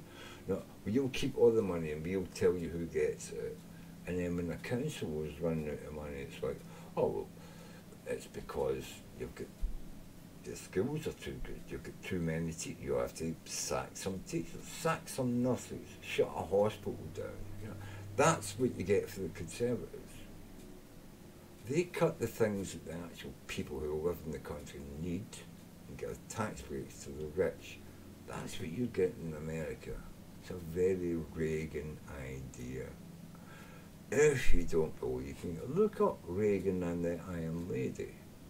Just Google it on the internet, Reagan and the Iron Lady, and dig into the story. Look at all, well, she's a blue thing, click on it and go and read it, and you'll understand how when she came back to Britain, she fucked Britain up with Reagan, Reaganomics we called it. I'm sure you called it Reaganomics in America as well. That's why Britain was so fucked through the 70s. You know, the end, she got into power 79, I think she got elected, Thatcher. 79 to, I think she was in 10 years. So 79 to 89. I think it was 10 years. And then I think Blair took over. To be honest with you, I'll say this as well, I'll be totally honest, I was totally taken out by Blair. I didn't know at the time that Blair had been a Conservative and became a Labour guy. He topped the Labour Party line so well. I was like, oh, he's a great Labour guy, he's going to do shit for the ordinary working man and all that, right? And then they got in and they become, not Labour, they changed their brand to New Labour, which was Conservative light. Be very careful in America who you vote for. Anyway, that completely fucked Britain in the ass, just as hard as the Conservatives have ever done. It didn't do too bad for about 2 years, but then he showed his true colours and totally fucked the country up. Anyway, there we go.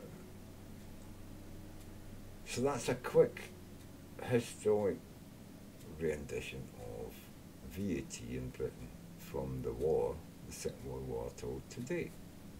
So you fucking glad. Billions, you know what I mean? It's like, you know, it's like, what's the Duck guy? You know, Donald Duck's uncle or grand or whatever it is, you know what I mean? Yeah, well, they're not talking about taxing everybody 90%. They're talking about taxing multi-millionaires. Now, I guess there's going to be a cut-off point. I guess 2 millions might not get you into that 90% bracket. But if you're earning, say, 300 million a year, Yeah. and they tax you 90%, you've made 30 million, and then you've got, because this, you've got to remember, it's like they say, this isn't like the total, this is like the medium tax, right? So you get all your tax cuts. So whatever business you're involved with, you can say, well, okay, I can claim all my fucking company's, you know, paper and fucking ink and fucking my taxis and, you know, taxis as in cabs to take people to and from working on. That's all tax deductible. So you start off at 90% and then you claim all the shit back, right? And you probably end up paying like 40-45% tax. That's normally what happens on a 90% taxable, If you look back to the 1920s and 30s when they brought in that 98, at one point in America they were taxed 98%, and America still grew. Rich people. I was actually wrong with that. It wasn't 98%, it was 94%. Still got rich. 98%. Can you imagine getting taxed 98% and still getting more rich than you were the year before they started taxing 98%? Can you imagine that? Can you imagine? I can't imagine. Stop playing, can you? Stop saying, can you? I was making a point here on it. There's a YouTube video guy, Paul Hartley, I think, and he does like anti-religious stuff, and you know he tells that he does really great fucking animations about being an atheist and all the crap that you know, crazy religious people say when they say, like, no. It's about, you know, evolution and, you know, geology and all that, right? And so they use these massive numbers and so and they say, can you believe it? And you don't say can you believe that? Don't you say I can believe that? No, no, I can't believe it. No, don't say you can believe it. No, it's like that. So I was trying to make a play on that. I'll maybe pull up one of these videos. Paul Chartway, or let me just quickly see if I can do it. Cause this, no, it is fun. It is funny. Oh my god, no. Can you imagine that? We'll do it. But can you imagine that? Yeah, well, yeah. So all this fucking bullshit about 90% that they're not going to pay 90%. They're going to claim back all this other shit that they get. You know what I mean? That's why what I say is, like, just go to these people and say, we're taking away all your tax fucking deductibles and all your tax recommended. We're taking all that away from you, and we're going to take the 90% down to 35%, and we're just going to say we're going to tax you 35%. You can't claim anything back, right? Nothing. So if you make $1 billion, the government gets 350 million. Yeah. Bang. If you make $2 billion or $10 billion, you know what I mean? It's like, you know, so you know, but you can't claim anything back. If you go to 90%, you've got to give them all these tax deductions, and then, you know, the tax, I've got to reclaim that, you reclaim their pens or paper clips, you know what I mean? No, it's like, no, fuck you, you know what I mean? It's less paperwork. Just going to bring 90%, 35% tax, bang, and you don't get any tax deductions. Nothing, you can claim nothing back, right? Bang, that's it. The government wants 35% of your fucking shit. Because we're going to build schools and fucking roads and fucking hospitals, you know what I mean? We're going to fix fucking shit. We're going to send soldiers overseas to protect your shit over there. And, you know what I mean? Because you're selling shit over there, and it's like, well, these people are going to storm fucking, you know, shops and nick it on. So we put a fucking, you know, American fucking, you know, camp there, and, you know, Camp David, Camp fucking Peter or whatever, you know, and you know, they go out and drive around in trucks and show their presence, and people don't fucking rob you. Yeah, I'm not just talking about, you know, Britain here. I'm talking about the Western nations, right? France, Germany, Britain, Portugal, Spain, America, Canada. We have these places all over the world where large companies who have their base, their headquarters in our country. I mean, they look at us and say, well, you know, one of my resources is cocoa, you know, and I get it from this small area here with this group of islands, and there's this crazy guy who's stirring up trouble. He's going to kill the Prime Minister, and, you know, he's going to have a coup, and it's going to be a military dictatorship. And then we go down there, you know, a ship just sails into the harbour and says, you know, yeah, the British are here with somebody like Prince Philip or Prince Andrew or the Queen or something, you know, meets with the fucking president, and it's publicised all over the fucking world. See, a lot of people don't fucking understand this fucking shit. Soft politics, you know, soft, what do you call it?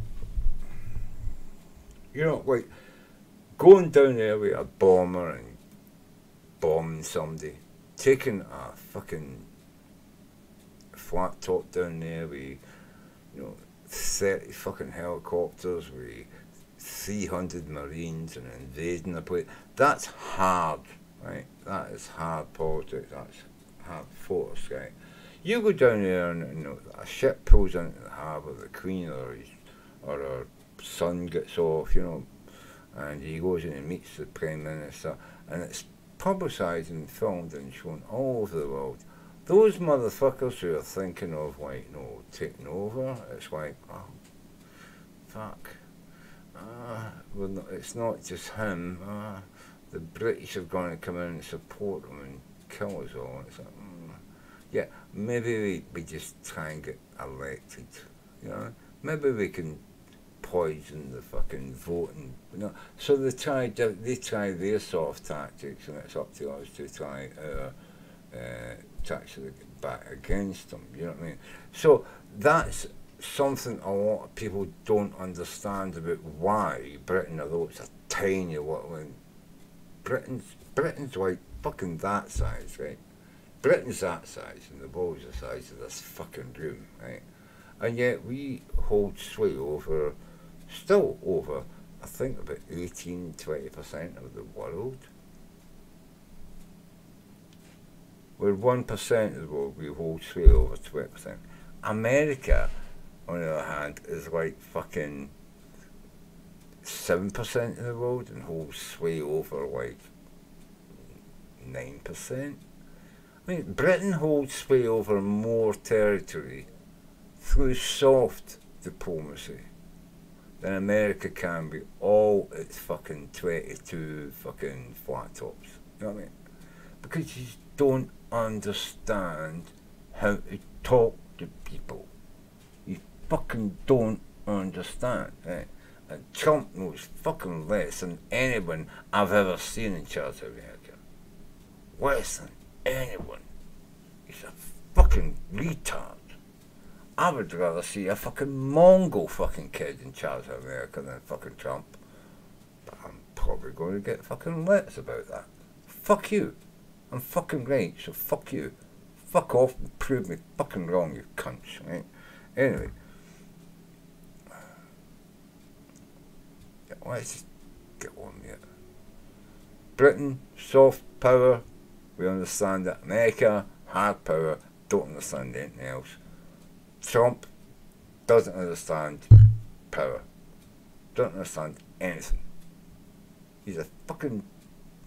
I wouldn't even say he's a fucking hotel magnet. A fucking magnet for trouble, but he's... that's about all he is, the fucking prick. You know what I mean? So that's... I mean, people say, oh, the Americans are not in the empire. The British had an empire. We did that. We sent soldiers all around the world to make sure that when we fucking built a trading company and everybody came in and fucking robbed it, you know what I mean? America's got trading fucking companies all around the fucking world. Why do you think they've got fucking, you know, all these American bases all around the fucking world? Why do you think they've got fucking submarines and ships all around the fucking world? Do you think they need to be there if they didn't have shit to protect? You know what I mean? Billionaires, people to protect? Yeah. You know what I mean? Make the seas safe for these cunts to sail their multi-million-pound yachts across without getting fucking stormed by some Taliban fucker wanting to hold them to ransom, you know what I mean? You've seen the fucking American shoot cunts and all that for you know, what was that one, the fucking, the captain, you know, took off a shit, you know, they fought back, and then they shot him through the fucking porthole and bang, you know what I mean? It's like, you know, save the guy, you know, yeah. Why do you think they've got those ships out there, man? To do that. To save these people. That captain, you know, that was the captain of some rich person's ship. He didn't own the ship. He was a captain. He didn't own it. He was a fucking worker, just like me and you know what I mean? It's like, you know, tax these motherfuckers. Tax these motherfuckers, 35%, no tax fucking rebate, 35%, the government spends it on roads, bridges, ships, airplanes, you know what I mean? Feeding the fucking... Have you any fucking idea how much it costs to keep a fucking, even a nuclear, flat top? I keep saying flat top. Yeah, okay, so it's a ship that fucking planes can take off from, right? It's like a moving fucking city, right? It costs millions of dollars a day to keep those fucking things sailing. America's got 22 of them. In fact, at the moment, America is finding it quite tight at the moment. I think they've got somewhere between 7 and 9 of them in port, and they're not just in port because they need refit. They've got somewhere between 7 and 9 of them, not mothballed. They're not actually like in you know, but they're like, you know, 10, 20 miles offshore. You still have to supply them. It keeps people busy, keeps people working in the army, right? Navy or whatever you want to call it. So a helicopter's going and sells it in a boat, you know, and with stuff that they need that they can't get from helicopters. But yeah, you know, somewhere between 7 and 9 of them just standing offshore in America, being refueled, and people go out, people come back, people go out, but that flat, it doesn't go anywhere, it just sits there. You've got 22, what do you call it, aircraft carriers, right? You don't need 22, right? You've got, America, you've got 22 aircraft carriers, right? You need 11, maybe 12, right?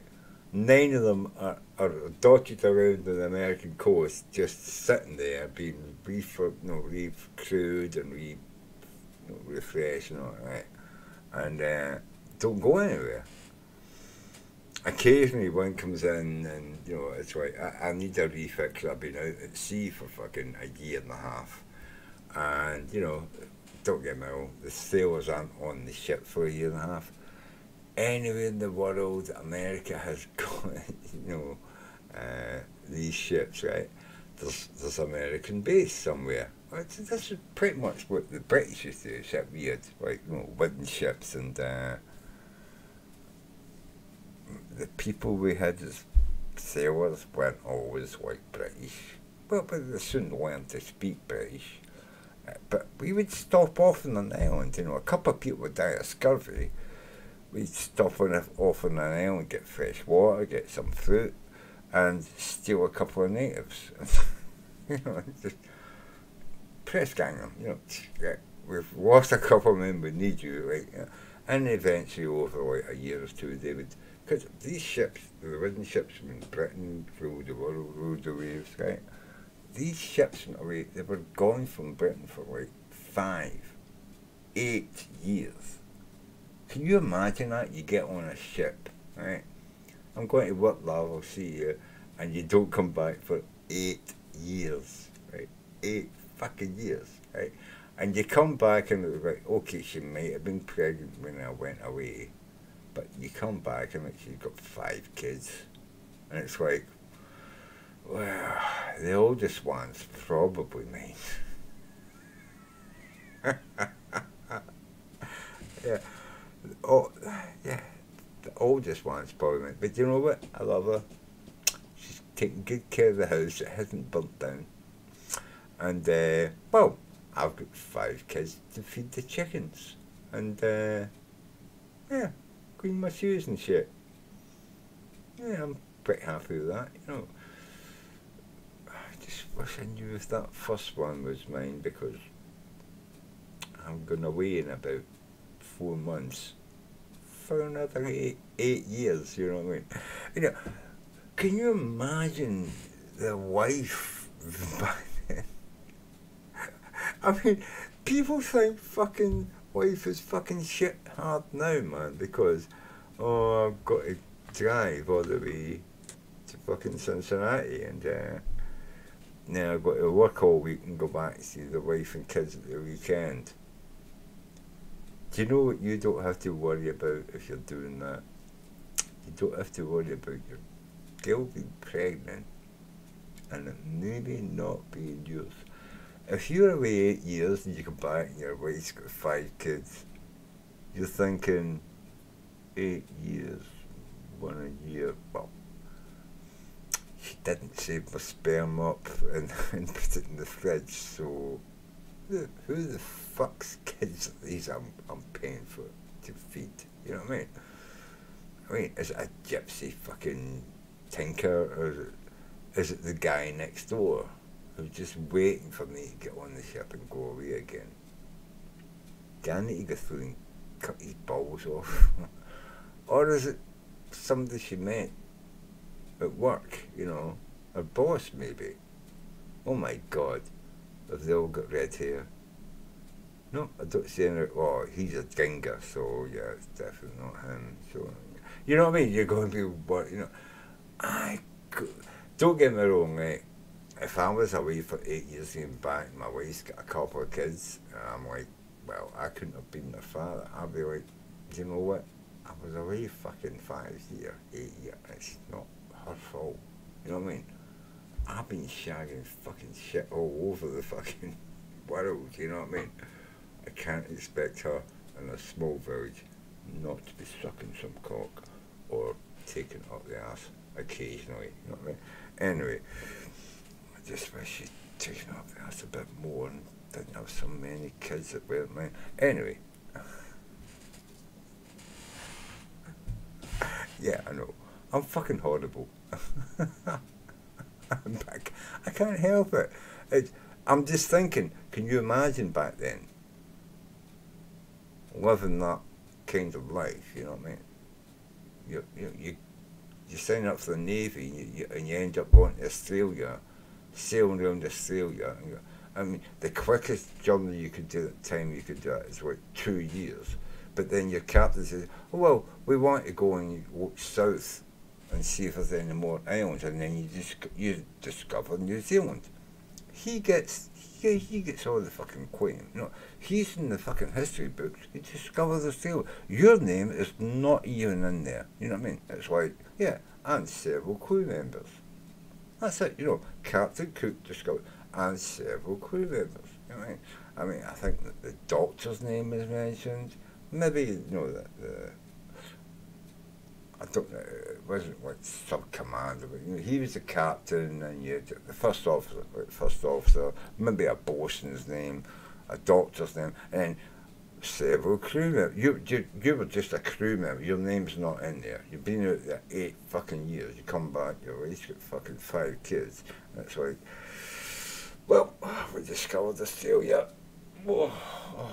and, you know, New Zealand, well, my name's not in the history books, but I know I did it. Oh, good one for me. No, I don't see that going down too well, but that's the kind of life that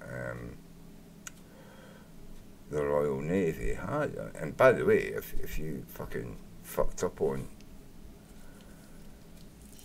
you can imagine anything. Jerry saying, thank you very much, mate, for stopping by and chatting. But yeah, you've got to remember as well, if you didn't fucking act right on the ship, mate, you could be getting flogged or keel-hauled or, you know, left on an island or some fucking thing, you know what I mean? You didn't know if you were coming back in those days, you know what I mean? You had to keep your fucking wits about, you know what I mean? Anyway, I think I might have went off the subject, because the subject was about taxes. I do believe, and I've said this several times on several fucking blogs and streams and stuff, right? I do believe that we should tax the multi-billionaires. I mean, if you've got £40 billion, right, or $40 billion, or 40 billion fucking euros, I don't know where you come from, Jelly Saint, but just bear with me and listen to me for a second or two, right? Can you imagine if the American government went to see the Koch brothers and several other people like that in America who are actually 40 billionaires, right, and said, one-off tax, we're going to tax you 40% of all your assets, everything, all the money you've got in the bank. We're going to evaluate all the property you own and put a 40% tax on that as well, and then you're going to have to pay us that in cash. But we're not going to tax you for 100 years. We will sign a declaration that the American government is not going to tax you for 100 years on anything you make from this year forward, so long as you pay us 40% on everything you own today, including the money you've got in the bank. You've got 40 billion in the bank. 40% of 40 billion is 16 billion, right?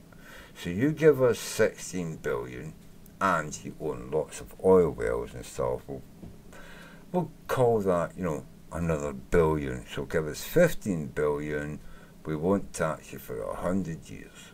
You know what I mean? We'll sign a declaration. And then you do that with all the multi-billionaires in America. How many billions would America have? A lot. Like, a lot of billions. And then they could do what I keep talking about, you know, with the Western world. Just imagine Britain went to all the big gigantic coffee companies and, you know, the banks, and says, we're going to tax you 40% of all your profit holdings, not your, you know, obviously banks hold money for me and you and whatever, right? We're talking about what they call profit and their stocks and shares. We're going to price that up, calculate it, we're going to say you've got to pay us 40% of that in cash, right?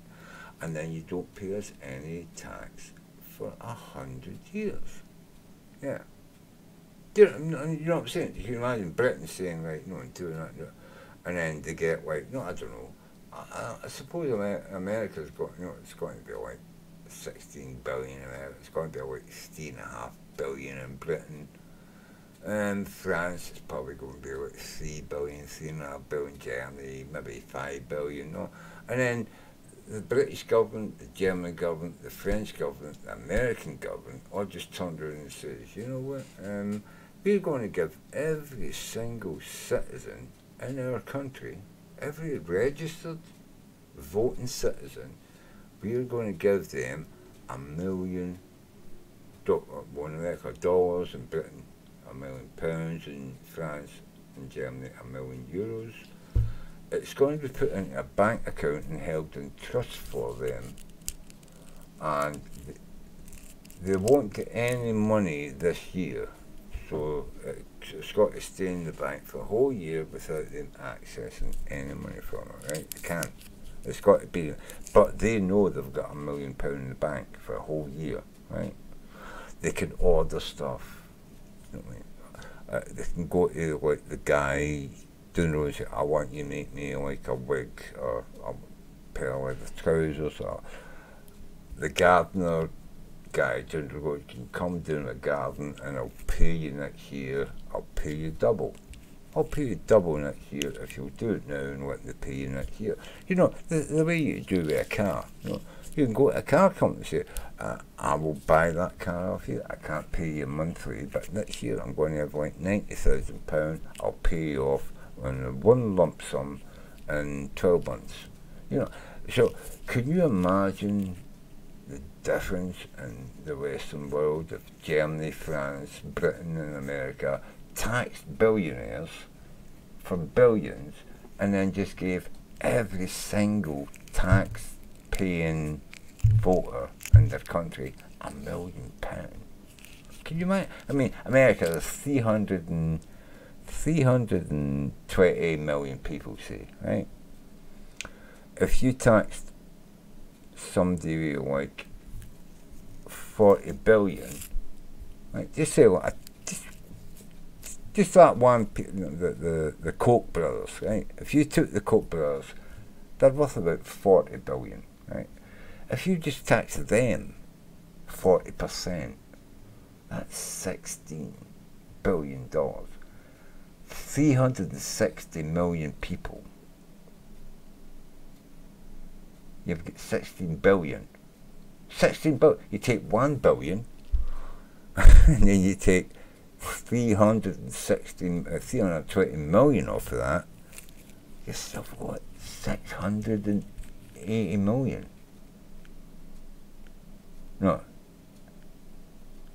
580 million. You could give every single person in America $1 million. You know what I mean? And still have $15 billion. You know what I mean? That's just one multi-billionaire. You took 16 billion off of one multi-billionaire, and you paid every person in America $1 million, and you've got $15 billion left to build and repair your bridges, your motorways, your airports, your schools. Free school. free healthcare. Oh my fucking god! You know, you don't even need to build a fucking bomber or a jet.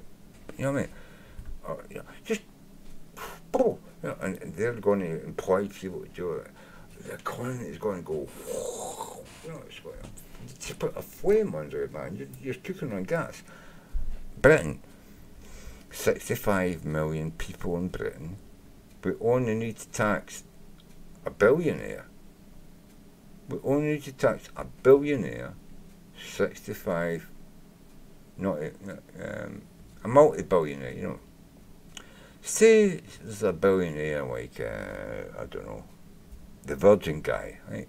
He's worth like 12 billion, right? So we tax like, fuck, 12 billion. We tax him like, well, fuck it, just tax him 30%. Just 30% of 12 billion. 30%. So we get like 3 billion. There's 65 million people in Britain. You give 65 million people £1 million each. Fuck. You've got billions left. We can pay off our debt to China, we can fucking, you know, fix our roads, our hospitals, and France, I'm sure France and Germany, I mean, come on. They could do it, they've got billionaires as well, right? They could just go, well, we're just going to tax you fucking, just what the Americans and the Brits did, yeah. And then we won't tax you for 100 years, so give the money, shut the fuck up, give everything in France a million, Germany, everything fucking Germany, I mean, and it's like, yeah, you can't spend the millions, so it's always going to be that every year you get £90,000 off it, boom, boom, boom, and it's like, yeah, you talk about the fucking Arabs being the richest country in the world, no, because although the Arabs have oil and a lot of money, it's like, there's only like 30 people in Saudi Arabia who own all the money, and everybody else is skint. A bit like the Western world now.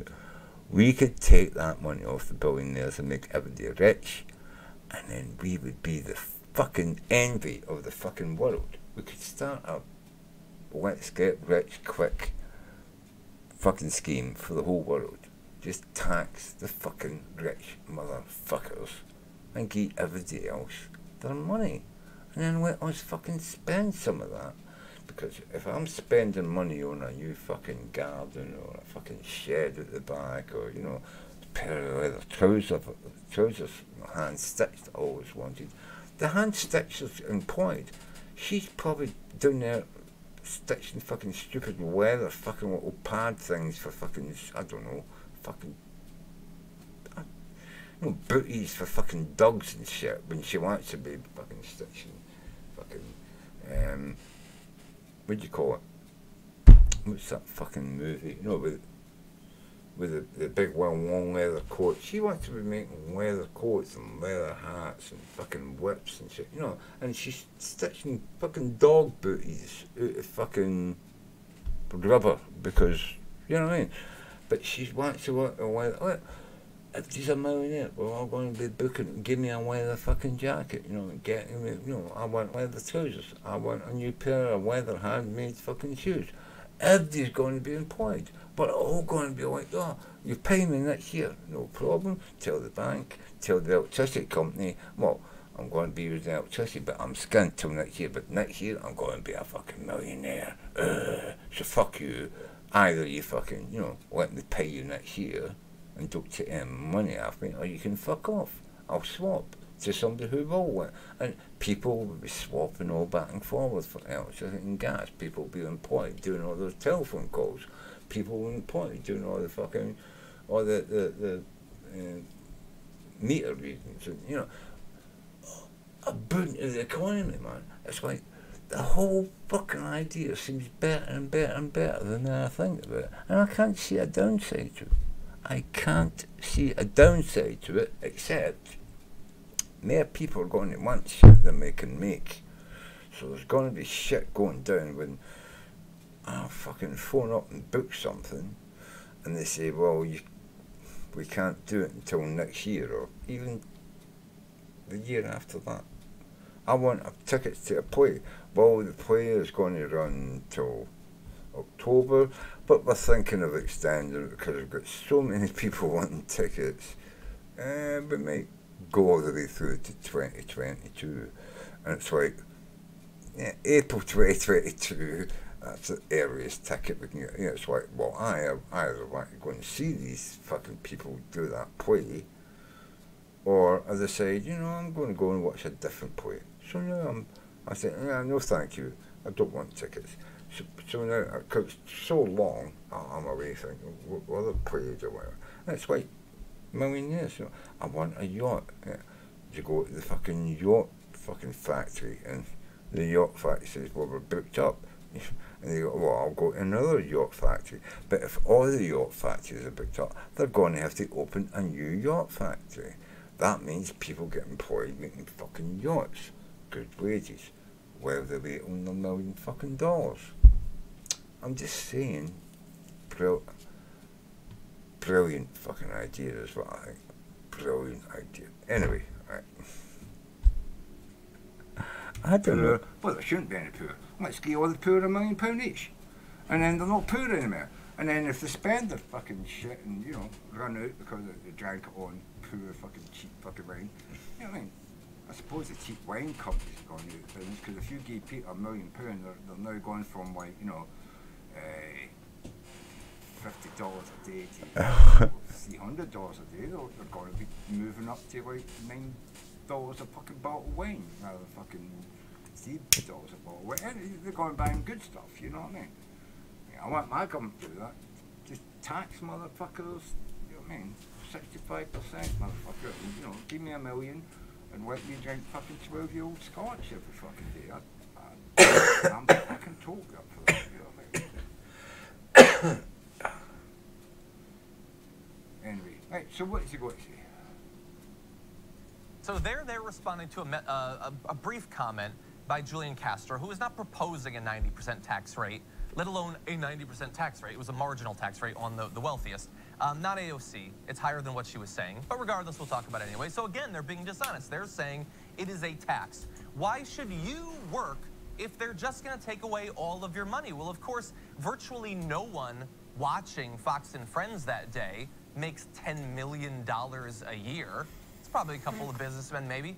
Maybe the president pulls in $10 million a year or something like that, and certainly he watches Fox News.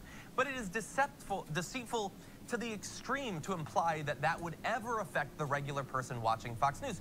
But even if it did, it's ridiculous for all sorts of other reasons.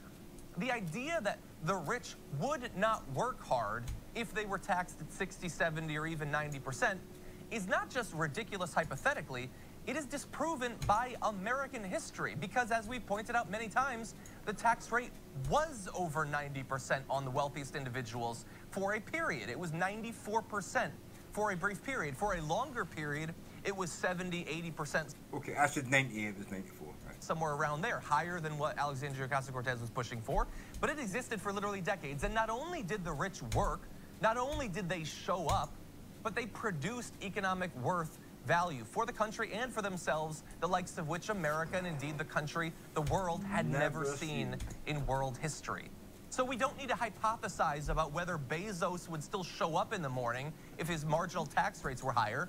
We already know that that did happen. And I will speak a little bit more generally, because I've never been extremely wealthy. I'll probably never be extremely wealthy. So perhaps I'm speaking out of ignorance here. But when they say, why would you work if you could only keep 30% or 40% of what you make above $10 million? As if that is the only thing that motivates people to work, is that they will take in the money, and I think what they mean, to be fair, is not the taking in of the money, but the ability to spend the money, because having money does nothing for you. It's the using the money that's actually good. That doesn't make any sense right now. Let's look at the Koch brothers, for instance. They are fabulously wealthy. They're billionaires. Are they going to work to earn more money? Could they reasonably spend every dollar they have already, even if they were taxed at 100%, if they, in a Brewster's Billions sorts of situation, decided until the day they die, they're just going to spend every dollar they can, would they be able to go through the money they have right now? And they're far more economically sound mentally than I am, I'm sure. They certainly have better training. They know that. They know that they can't spend the money they have now, let alone any extra money that they'll make in the future. So it is ridiculous to say that the only thing that drives the wealthiest people in the history of our species is bringing in more money, let alone all of the other arguments against it. But this is a preview of what Fox News and the right wing is going to use to cloud the issue and to convince people to, once again, as we always do, vote against our own economic interests. They want to convince you that the tax will affect you, which it will not, and that it will destroy economic output. See, this is the problem that people like him have, that I don't have, right? The people that watch Fox News have got a brain abnormality. The frontal cortex of people who are fundamentalist religious, which are the people who we're mostly talking about here, or politically, ideologically fixed, right? They have a problem with the prefrontal lobe. There's been damage. I don't know whether they get slapped about the head when they were kids, right? Or they fell out of a fucking tree on their head, or too many times, or whatever, you know. But something happened that damaged the prefrontal cortex. Or maybe it was just the fact of being, I don't know if Connor is still here, probably, maybe he's got it open but he's not listening to something else, I couldn't understand. But you know, these people, maybe it's just getting fundamentalist religious and right-wing trickle-down economics banged into their heads, you know what I mean? Damaged their frontal cortex and made it unable to become versatile enough to swap between one concept and another while you're thinking about something else, you know what I mean? I don't know if you understand how your brain works, right?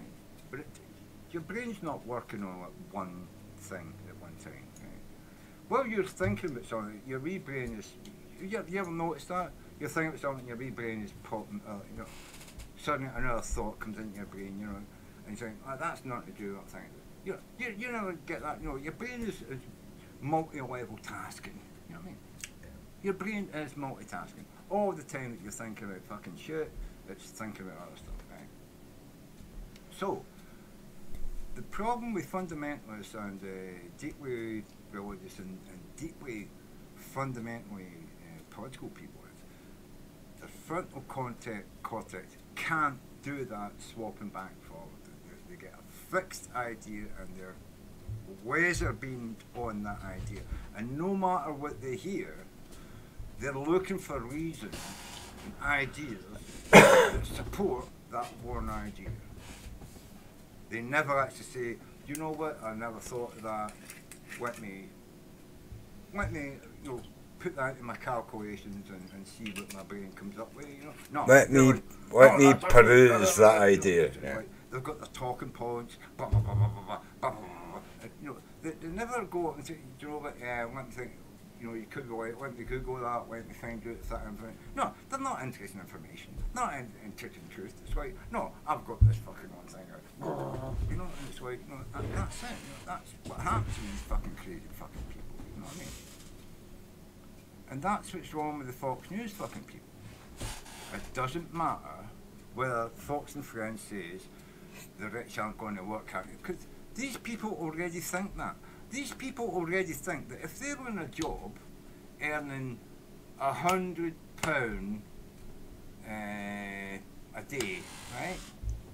And then the government came in and said, we're going to put your wages up to £1,000 a day, but we're going to tax you 90%.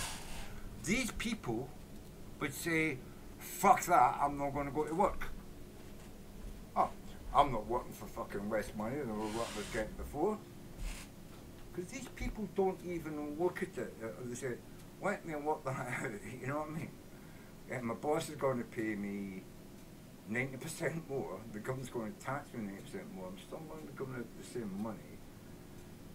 Yeah, it's not, yeah, I'm going to go to work because my kids need food. They're like, no, I'm going to stay home. I'm going to go on strike. I won't go on strike because that's a communist fucking union thing.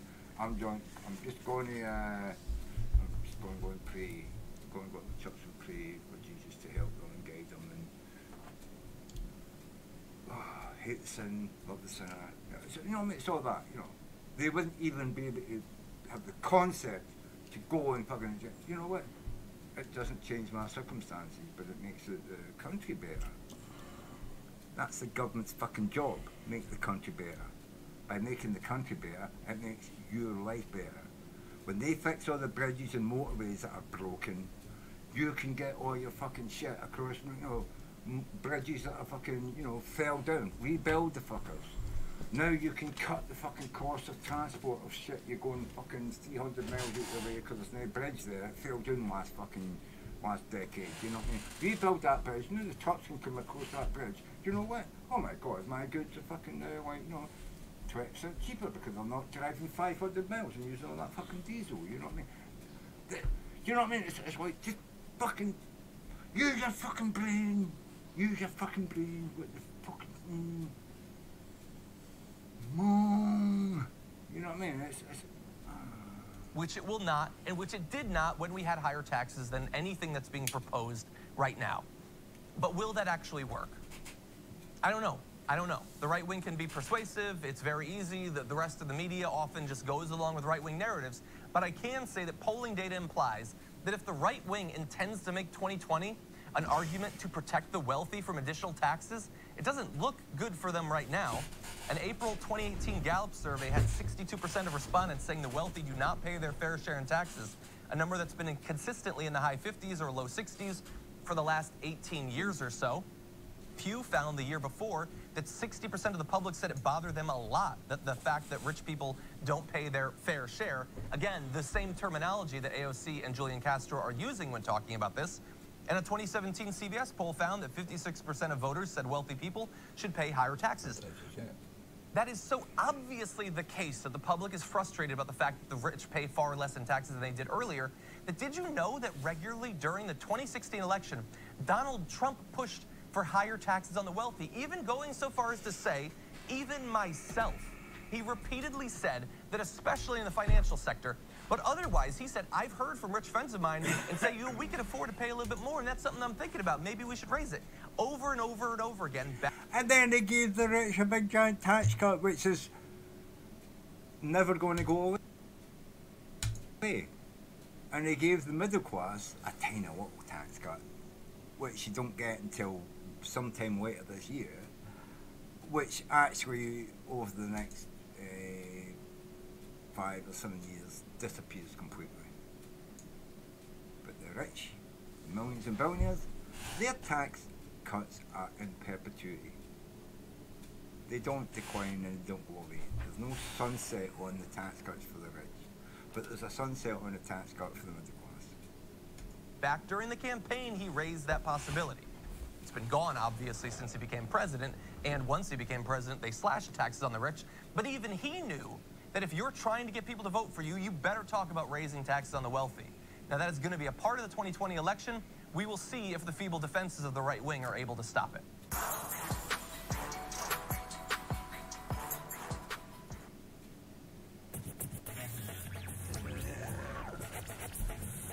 I hope you guys are finding this entertaining. Stuff for Sam to dunk on tomorrow, but I hope you guys played Charlie Kirk blowing up with. Yeah. I don't like this guy. Right? Yeah, don't get me wrong. Boring as fuck. Don't get me wrong. I don't know. He just. He tells the facts and all that, but he's so boring. He's so boring. Sometimes he's overjoyous about things that I don't think are joyous, and then other times when I think, oh my god, that's a fucking brilliant book, it's like he's just pan-faced, and it's like. Yeah, he's speaking. He's just boring, man. He's just boring. In tune with me, you know what I mean? That's what I don't like. He's not in tune with me. That's not to say he's not a good presenter. He does bring up real good topics and talks good shit. I'm not connecting with him, you know what I mean? I like Sam. You know, I like it's Sam. the same as like Cenk Uygur. It's basically a complete wanker, but you know, when Cenk is telling me something, I'm happy that he's telling me. I'm listening. Yeah. I know he's a complete dickhead.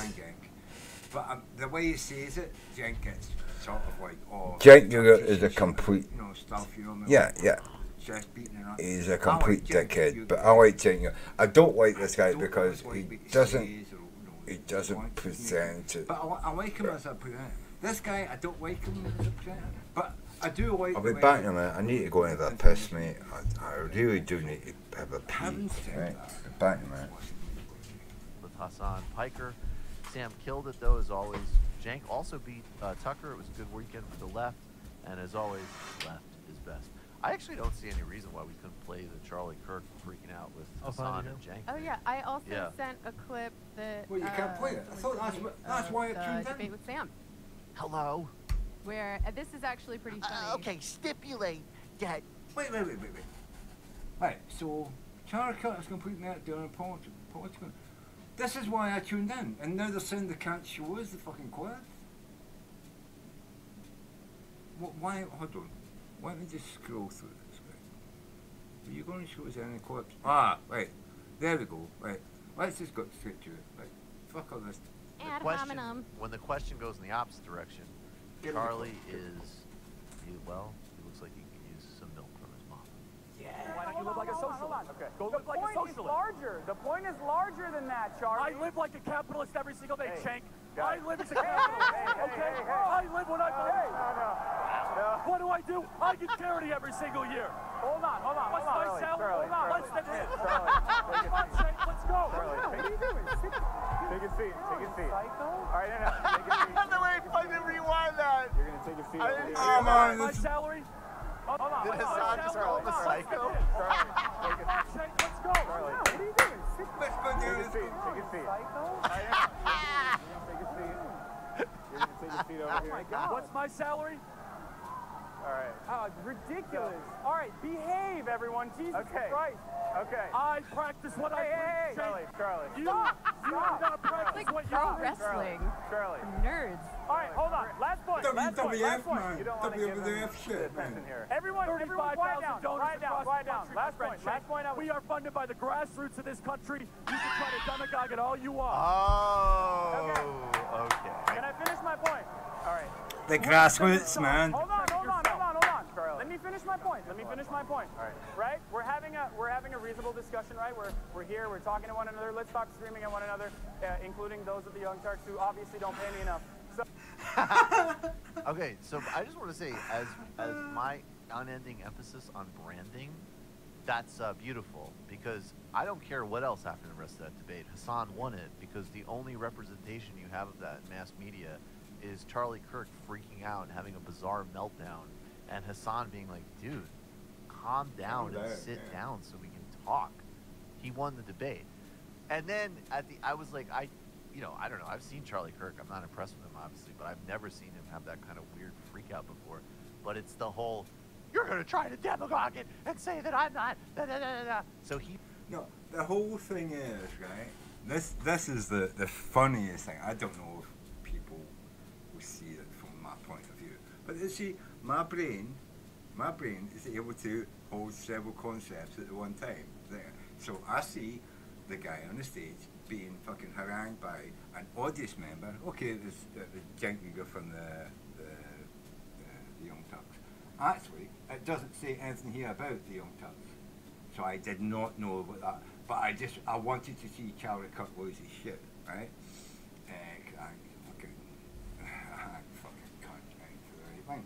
Anyway, so when he starts shouting, I mean, I have got no idea what Cenk said, right? And nobody else watching this video knows what Cenk said. You can't hear Cenk, right? He's on the stage with a microphone. All he's got to do is just ignore Cenk and just say, let's get on with the debate. That's it. And he is just like, the Young Turks don't exist. But no, he gets up and gets so fucking like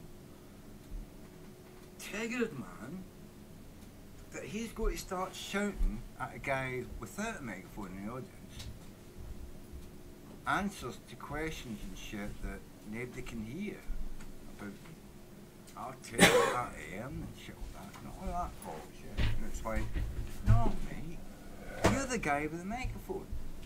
All you've got to say is, yeah, Jack, shut the fuck up. We're talking up here. That's it, man. Put him in his fucking place. He's an audience member. You're here to fucking listen until the Q&A. So shut the fuck up. He's not got a microphone. This guy lost it, man. He's got up out of his seat. Right, I've been away for a few minutes, right, and I just realised, right, I haven't stood up for like 9 hours, right. I've been sitting in this chair for 9 hours, just drinking whiskey, and I had like about that much in the bottom, in the bottle of that bottle. Right. I had about that much in the bottom of that bottle right when I started, right, and now I've opened a new bottle, and now I've got about that much in that bottle, so I've drank that and about that, so shit, that's nearly a whole bottle. I just went to the toilet there, right? Just been to the toilet there, and I sat down. I was fine. I got the toilet. I sat down. The piss. The cat came in. Yam. Picked him up. Petted him well. It's about the piss and that. You know. There you go. Put the cat down. Flushed it. And then I was like that. I was like, whoa, fuck me, I'm drunk. I was like trying to get back up the hole, man. I was like, whoa. I was pretty drunk. You know. I reckon if I was to go for a walk now, around the block or whatever, I'd probably end up sitting down somewhere pissed as fuck. The problem is when you're drinking, right? When you're sitting down drinking, right? The alcohol doesn't really affect you the same. That's why I often like to have a window open, like for fresh air, right? The alcohol doesn't affect you because you're sitting in the same position, you're not doing anything, right? So you're just like you're drinking and it's having a tiny little effect on my brain. Well, it's probably killing millions of brain cells. Don't get me wrong. I have probably killed like 100 million brain cells, but I've got trillions of brain cells, right? I could probably kill 1 trillion and still be smarter than Donald Trump if you shoot him in the head and take half his brain away. I could probably be smarter than him, even drunk. And, I could lose a million brain cells and still be smarter than Donald Trump. I might not be able to speak as nice as him, big boy and all the best words, all the best people. Yeah, I'm not sure I could come up with it. Build a wall, the Mexicans will pay for it. I'm not sure I could come up. I don't know if I could. I don't know if he invented that. I've been told. Well, I've seen something on the internet where it said he was told to do that by Stone. The guy Stone, the old guy. He was a bit like me, but he's clean shaven and shorter white hair. But a complete dick. Right, so a lot like me, right? Anyway, so his dick's sticking together. Roger Stone, that's his name, I think. Is it Roger Stone? Oh God, I can't. I'm just thinking, is it Roger Stone or am I just making that? Because Roger is like a very British English name. You go shagging a bird, you give her your Roger in there, I'm going to Roger my bird tonight, that's what it means to, right? And I don't see Stone. I'm sure his second name is Stone. I just don't know if it's Roger Stone. Is it I can't remember, or my brain doesn't want to remember. I don't know. Anyway, right. Different thing altogether. I don't know. I don't know if what I'm talking. Does it make any sense? It doesn't make any sense. Right, so anyway, the Stone... Where was I going with that? where was I going? I came up, I was drunk. I was very, very drunk. I was staggering up the hall. But now I'm sitting down, I'm pretty fine. I could lose millions of brain cells and still be smarter than Donald Trump. But then he wasn't smart because his wall idea did come from him. It came from Roger Stone. Yeah, I think I finished that train of thought. I might be drunk. I might be very, very, very drunk.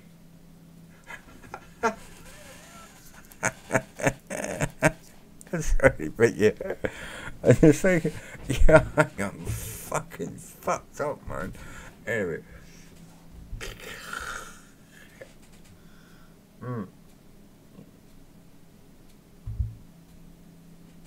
I might be fucked up, man, but I'm not as fucked up as fucking Donald Trump. He's pointing, shouting, he's screaming down the microphone at someone, and nobody knows what's going on here. But we can see him lose his shit, man. Triggered as fuck, man. I love that, man. Let's see what He's touchy that he's funded by a handful of oligarchs, and he's supposed to fund the dead. That must be what it is. Some fun bit of praxis is if Charlie Kirk ever comes to your campus, just get like you and a dozen of your friends and intersperse yourselves in the middle of the crowd, and agree at like a preset time to start speaking at maybe just a room, like a normal inside voice. Just say Foster freeze, Foster freeze, Foster freeze, Foster freeze, Foster freeze. That's all you need to do. That's right. Act like he's a substitute teacher you want to fuck with. So apparently that's what Giant Yuga shouted, Foster freeze. I don't even any idea what the fuck that is, right? If this guy had just ignored Jank, wouldn't be a thing. Now I feel like I've got to Google Foster freeze. Give me a second, guys, right? Foster freeze, is that an F?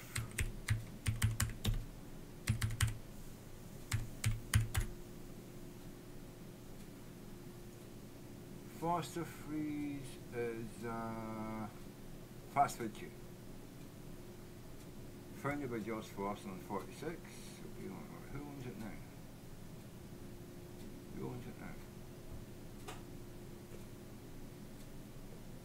Yeah, I think there's just something about him taking money from a big company, a big corporation. I think that's what this was. Who owns it? If you know something more than me, please let me know. But I think this is what they were Foster freeze. They took Dr. Peppers and yeah.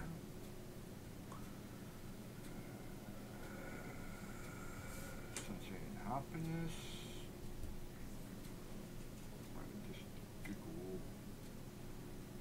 Google Sunshine and Happiness.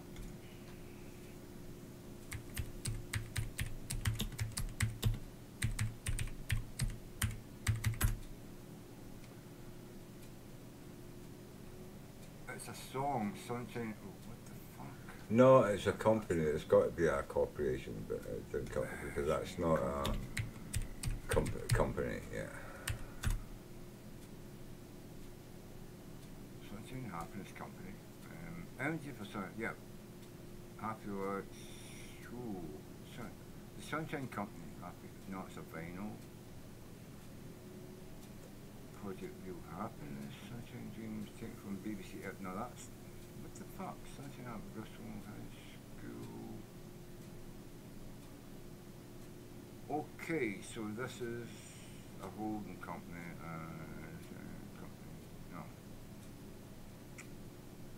So this is obviously something I've missed out. Yeah, which I didn't find out. People have made songs about the Sunshine and Happiness Company, right? So it must be something that they know about in America, but it just not comes Yeah, up. does it translate across the pond? Yeah. Other people in the world. Okay, so what's the Sunshine and Happiness Company? Nah, 1967, that can't be the one they're talking about, is it? Well, maybe. No, it can't. That can't be. Have a look anyway. Have a look. Go on. Stereo? No, right, so Obviously, it wasn't as drunk as I am now, or I'd have clicked on it, mate.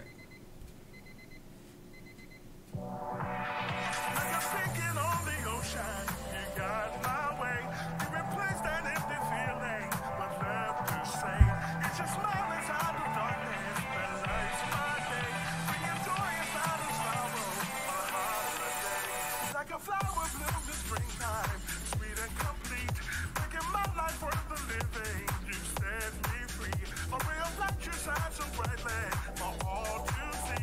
In the midst of stormy weather, you come to see.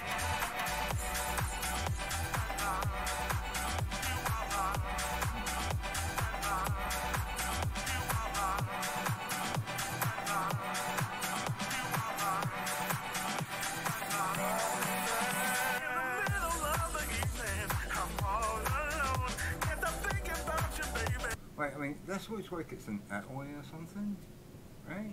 I mean, I don't know, but this looks like in France. I think Italy. This looks like a video made in Italy about.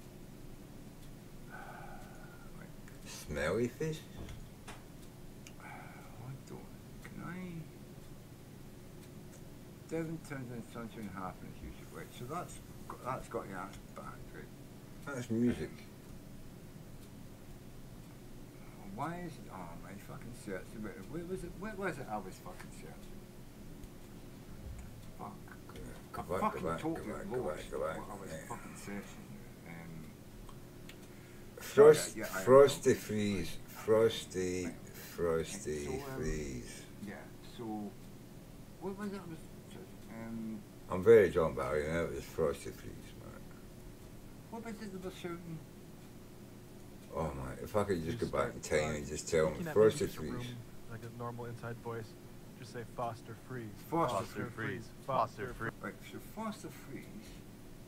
Is that beer?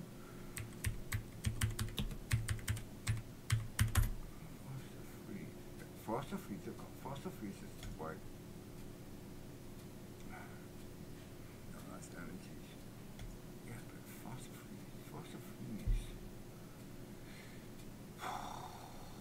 How can Inglewood, California, United States. So, Charlie Cook. Foster freeze, Charlie Cook.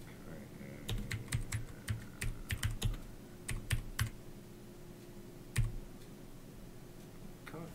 Bang, bang, bang, bang, bang. Good. Yeah, Cook. Okay. Foster freeze, Charlie Cook. What's that?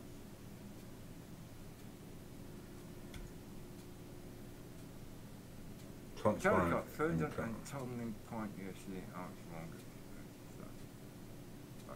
Foster.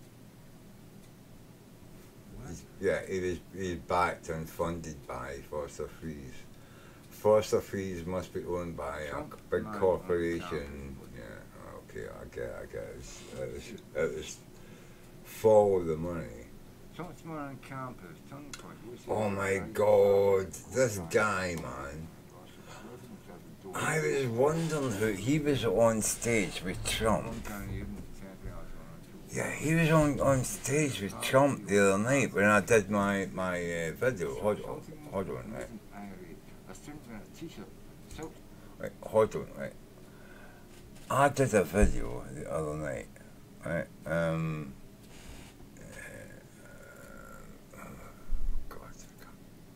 What is the name of the video? Fuck. Right. Hold on. Can I just give me a minute, guys, right?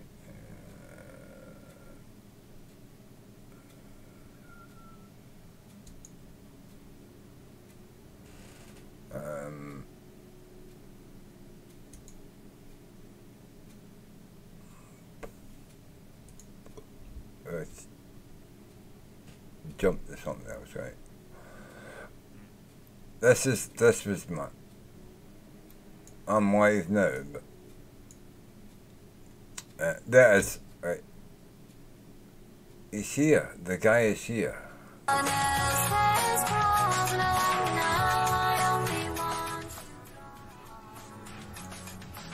That's the Foster Freeze guy, isn't it? That is the Foster Freeze guy. I'm fucking sure of it. He's it with Trump and okay.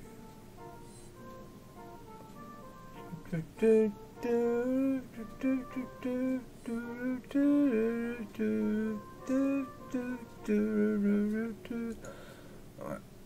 So, that's the Forster Freeze guy, isn't it? It is, isn't it? That young guy. Hold on. Right. So, I'm sure that's the Forster Freeze guy. Kid, you don't even know who Che Guevara is, first of all. A commercial real estate broker. A shea shirt on a college campus when most people go for those 36 that touched a nerve. Yeah, why? It's been a fucking pothead fucking emblem on walls since fucking 1970s, mate. What the fuck are you? You don't know who Che Guevara or... Yeah. 2018. That could, no, it can't. When did he? Yeah, it's the same fucking guy. It's the same guy, Trump's man. Yeah. Che Guevara. It's the guy. Yeah. Oh my god. Almost every fucking room.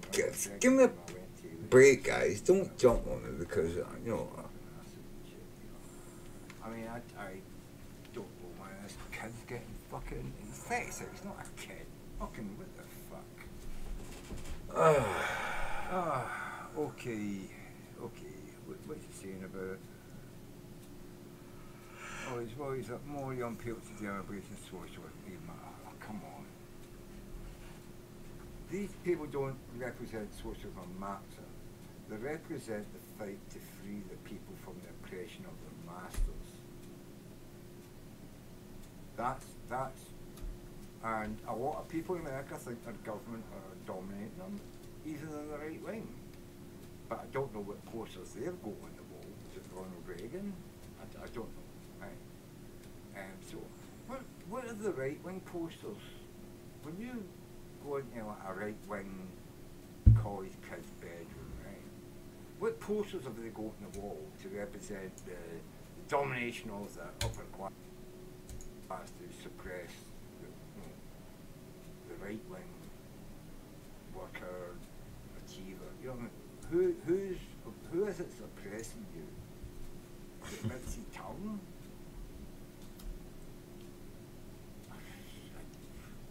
I don't know. What posters do right wing people have? Oh, I suppose it's going to be Ayn Rand. No, that's libertarian, isn't it? She died of welfare. Kind of is her whole point. Don't depend on society to help you. You know what I mean? Yeah, okay, so I don't know. Some of these kids have no real desire to build something on their own side. Works for a firm founded by his father. So he's never to go out and get fucking interviewed and get a job and shit. Doesn't matter how well or bad he is at college, he's got a job. Dad's got a business. He's going to be there telling people what to do who are more educated than him if he fails his fucking doctorate or whatever. As long as these kids get something for free, and they're not getting something for free, mate.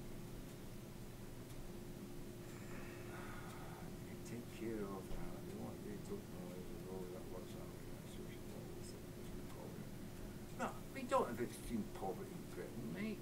We've got poverty, but you know what? Yeah, America get fucking poverty. What's the How's America so poverty-ridden? Sorry. How's America so poverty-ridden? When it's full of all you gung-ho fucking, free fucking market motherfuckers. Right, the way always figures out the blame for the question booming American social movement is the West leaning for federal secretion from capitalist capital. What do you mean, like teaching math? Because math is dead fucking West leaning, isn't it? No. On that one night, Johnny was teaching respect to his emotions there, straight back. I think it was the Arizona State chapter of Tommy Point Youth. National Campus Group, whose mission is to identify it. Be completely abolished as an unconstitutional agency. Oh, there's the pivot. And it's used as a weapon. Bankers Against do fraudsters. not loan out their depositors money exclusively. That's why you have capital controls. They loan out a lot exclusively. That is one form and function of a bank. But it goes back to you. Well, obviously it goes back to, you know, most of the money in your bank's actually not in there, Sam? You know that, Yeah. right? All this Okay, is- that's the way a bank my works. So you Look have at Sam's face. the FDIC that insures it up to a certain amount, but that money is probably my somewhere God, else in I the didn't know economy on loan or on lien to somewhere else to try to make the bank money. Oh my God, I did not know that. I did not know that when I go down, well, I don't go down, right? I did not know that when a deposit is made into my account, you know, every fortnight of £218, I did not know that money stayed there. Yeah. I did not know that. I didn't say that. It doesn't say that. I did not know that that was just them saying to me that I can take that money any time I like and increments of £250 every 24 hours. And I can also pay for things. You know what I mean? Up to £250 with my card in shops, right? So I could spend £500, but I've only got £318 in the bank. Yeah. And a £50 overdraft. Right, so that's £318 plus 50, £368. Right. I can't spend it because I've got a debit card. I don't have a credit card. Right. I'm not taking. See, the thing is, this is another thing, right? I've got a debit card. I can spend what I have in the bank, and I'm nothing overdraft more. for £50 £50 of it, yeah. That's £50 more than what I've actually got in the bank. But then I can't spend it. It's not a it will refuse my card. I don't want to be paying interest on my money. And when I use that £50, well, it changed in 2003, I think it was. Funny enough, in 2008, 2009, it changed. It was 2003, I looked up, it was 2003. Overdraft, they charged me interest of, I think it's 3.5%. No, it's 1.3. I think it's 3.5%. 1.3%. It may be seen It's 1.3%. That's what I get. And then when I pay it back, I have to give It's them. but it's 1.3%.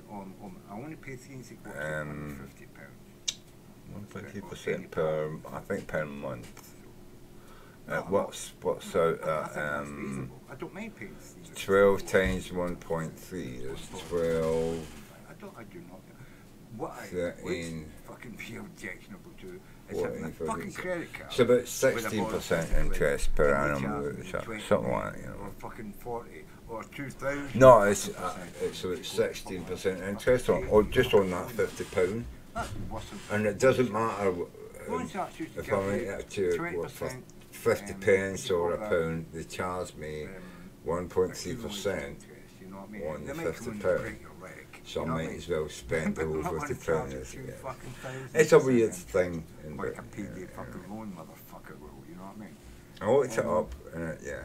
That's legal now in America, isn't it? That payday loan fucking thing is fucking Yeah. and it's legal in this country. I see adverts on TV. 3,000% interest, yeah. 3,000%, not 1.3%, 3,000% interest. Fucking reading was You fucking kidding me? On a good eyesight at fucking 98 or 80-year-old with my mum. I borrow a pound, and after a year I owe you Yeah, you can borrow this money. £3,901. You fucking kidding me? Who the Who fuck borrows money like that? 2,913% interest. It's like 2,913% interest? What the fuck? You know what I mean? Mm. Have you any idea what kind of interest that is? You borrow fucking £100. £100? 2,900% interest on £100 fucking pound. Do the basic math, you know what I mean? You're going to owe them thousands of pounds for £100 fucking loan. And that's every fucking month. APR. Per year, but you know, by the time you've went a month, you owe them like, you bought 100, you owe them 300 fucking quid, you know what I mean? It's like, what the fuck, you know what I mean? I didn't realise it was so quick. Yeah, well, you didn't read the small print. You know? And this cunt here on the fucking right, he's fucking like all for this shit. Sam Seed's in the middle, he's against it. The guy in the end, on the left, I don't know if he's fucking even awake. Right. Through this whole debate, I watched this debate earlier, through this whole debate, I think of whiskey there, down the look. By the way, right-wing motherfucker, you talk all The wrong way. people. You shouted out all your fucking bullet points. You think you give Sam like 2 minutes to answer without you shouting over him every time he contradicts? Because every time Sam pointed out that he was wrong, he came back in with, yeah, but, and it's like, look, you fucking said your shit. Let Sam answer, and then you can rebut. But please, don't shout over it. But that's what happened through the whole fucking debate. This guy on the right, this motherfucking freeze or whatever he's fucking, shouted and bawled over the top of fucking Sam Cedar. And to be honest with you, Sam way down and cupped and let him fucking do it. But the moderator did nothing. He just sat there and watched, like he's doing now. You see that pause he's got? It's the same pause you got through the whole fucking debate. So when you're taxing the bank to try to fund the CFPB, you're actually taxing the depositors. You are taxing the money within the bank. The bank is comprised of the people that put the money in the bank. No, you're taxing the profits they make off of their loan. And they make... Right. Yes. That is amazing. You're taxing the people that do fraud to protect people from fraud. Yeah. But you're not doing that because what banks are is you just take $100 and then you put it in a bank and it just remains your $100. What's great is that he's like totally bank illiterate, and that it's beautiful because then he gives you the next 2 moves, which is he's like, oh fuck, Cedar knows what he's talking. It's not even constitutional. It's not even constitutional. That's always going to be number 1. That's the first pivot. I've just got to say something here again as well, right? I remember when I was like fucking 12, 13 or something. I can't 12 now, but I mean 13 or 14. Back in 1975, I turned 14 and the government opened this ability for banks to open child accounts, right? And you went into the bank and they'd all these like cartoon sort of, cardboard things, child accounts, you can have an account. Like, I was doing and opened an account back, I think it's 1974, 75, right? 14 or something like that. I was so proud I was going to become part of society. I'm going to have a bank account, get my own bank book. I'm going to put money in and save money. I mean, I might want to be putting in like 50 pence or 30 pence, but it's all going to add up. And I was getting 2.5% interest on my investment. Because they knew as a child I'm going to be putting money in and not taking it out, right? Because I'm going to be saving up for shit.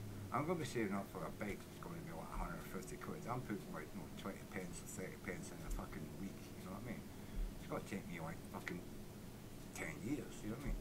I'm going to buy the bike and then I'm going to stop putting money in that account when I turn 16 or something and start making real money, it's going to go under my fucking, it's going to go in a box somewhere, and then like 50 years later I'm going to find this fucking account book where you're like, it's got £13 in it that took me fucking 9 years to save up, you know what I mean? At 2.5% interest, but then interest rate changed, by the time I was 16, I was 16, interest rate was still pretty good. When did interest rates fucking drop in bank accounts? I could go and Google it and all that shit, but I wouldn't really know how to fucking find that. Anyway, I remember when I was 14 getting a bank account, it was like 2.5% interest or some fucking thing, you know what I mean? On my shitty little 20, 30 pence and 50 pence. And obviously when you first open your account, your mum gives you a fiver, your granny gives you a fiver, your uncle gives you a fiver, and you go down and you put all that money in, it's it looks like you've got a lot of money in the bank, and people saying, oh, don't take it out, don't spend it, no, leave it in there, it's going to, oh, you got good interest rate, all by the time you're 20, all that, yeah. So, I mean, I did all that, right? And to be honest with you, I don't even remember taking any money out of that, but I don't know what happened to that. God, but that was a trustee saving bank. So, yeah, right, so that's gone, right? Trustee saving bank, TSB, doesn't exist anymore. It's bought over by, and by the way, but it was bought over in, I think it was what,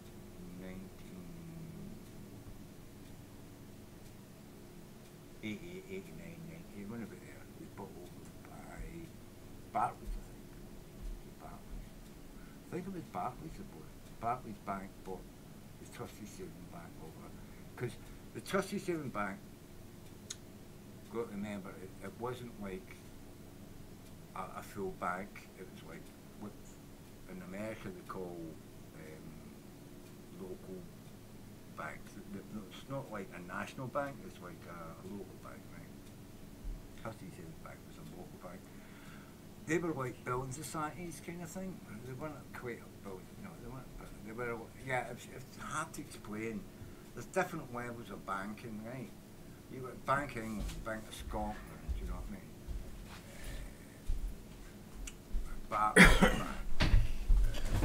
You have to excuse me there, guys. In America, you've got one bank that prints money. Your main bank, right? It's not. What is it? Your big bank. Minutions in charge of it, right? Treasury. They print money in America, right? In Britain, the Bank of England, the Bank of Scotland, and I think Barclays Bank, all used to print banknotes. I mean, it used to be I could pull notes out and say, like, there's a Bank of England note, there's a Bank of Scotland note, there's a Barclays Bank note. There were different people printed, and they were licensed to print that money. Probably one of the things that Britain is fighting for. Okay, right, so I don't know if you understand banks in America the way we understand them in Britain, right? If you think, right? So there is 3 banks that are licensed to print money, right? So like in America you have dollars, right? Well, in Britain we have pounds, right? And in America, every $10 bill looks the same because it's all printed in the same place. Every $1 bill looks the same because it's all printed in one place. Every $5 bill, $10 bill, $20 bill, $50 bill, $100, they all look the same. They're all green, right? Apparently, yeah. Every single dollar bill, no matter what's its denomination, is green. But they have like obviously a different number. $1 bill. I think, do you have like a $2 bill as well? Is that a coin? I'm not sure. Anyway, right. So use that, but they're just printed just green on banknote paper. Obviously, banknote paper is like it's a special paper made, so it's very hard to copy. We've swapped over to. Do I have a note? Hold on. I don't know if I spent it. No, I've got a note. Right. We changed it. I've only got a £5 note, right? So we changed over to stuff like this. It's plastic. It's not. It's no longer. What would you call it? Banknotes are no longer. What is this? I've got it's a £5 note, and it's a £5 Bank of Scotland, Royal Bank of Scotland. Okay, right. So this will express what I'm trying to say. If I can get up so I can see. Okay. This is a Scottish banknote.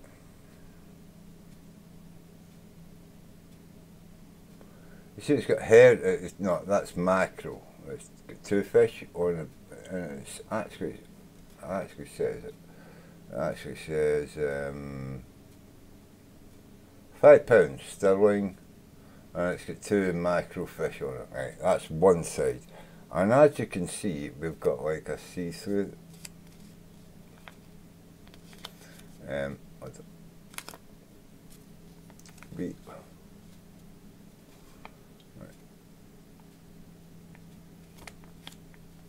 We have it.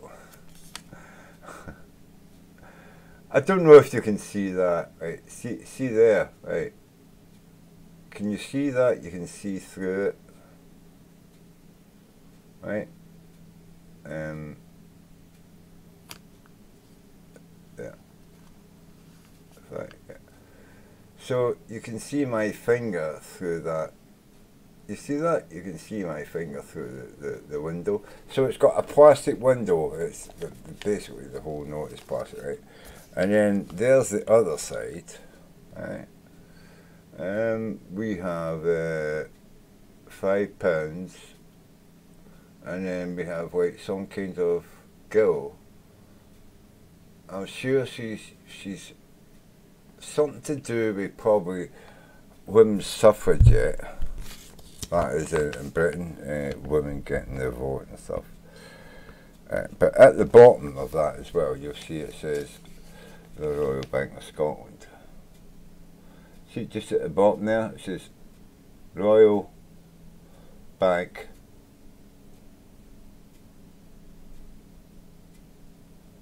Right, Royal Bank of Scotland. Right. You see that? Right. So you've got the Bank of England, you've got the Royal Bank of Scotland, and you've got Barclays Bank. Now, I am not sure if Barclays Bank is still allowed to print notes.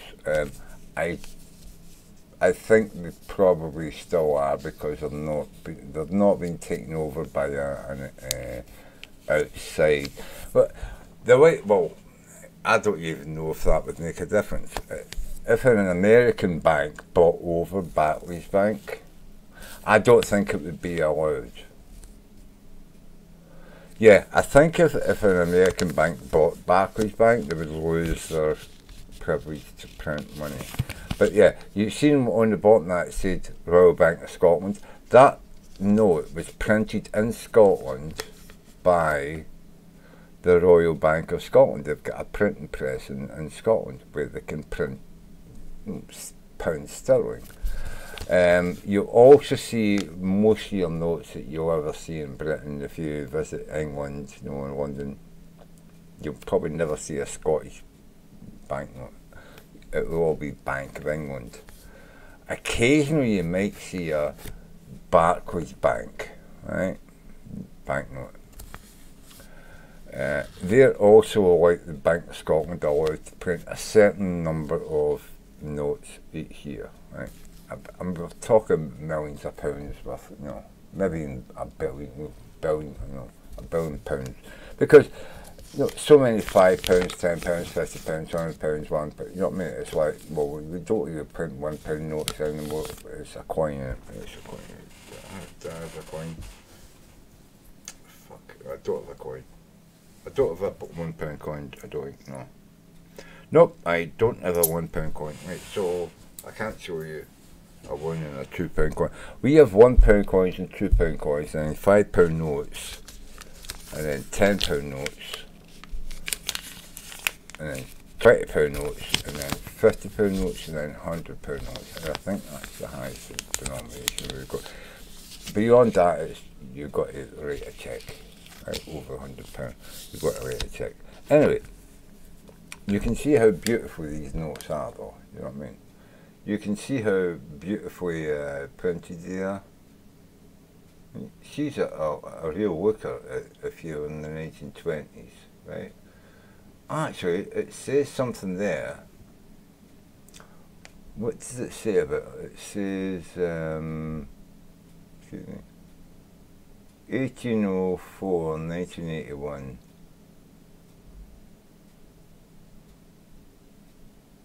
Nan Shepherd, Non-Shepherd. You have to excuse me, right? I can't actually see that with my eyes. It's supposed to be in the wilds by that.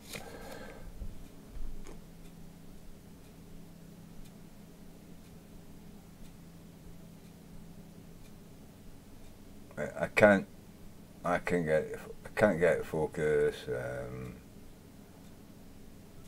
I'm very non-shepherd. Non-shepherd. Let's just quickly Google that. Right. I'm sure it's something to do with suffragettes. I'm fucking pretty absolutely certain it's to do with suffragettes.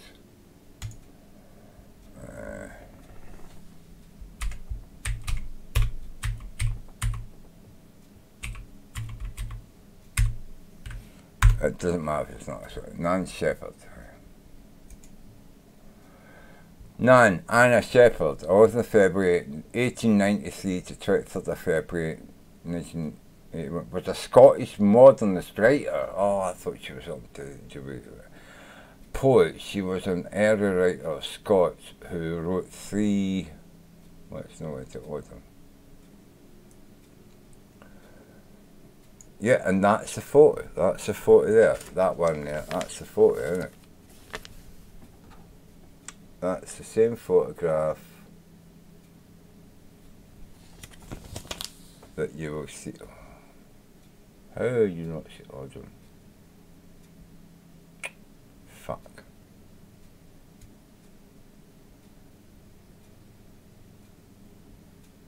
Wait, something has been wrong. Have you been seeing any of what I've been fucking putting up? Oh my fuck.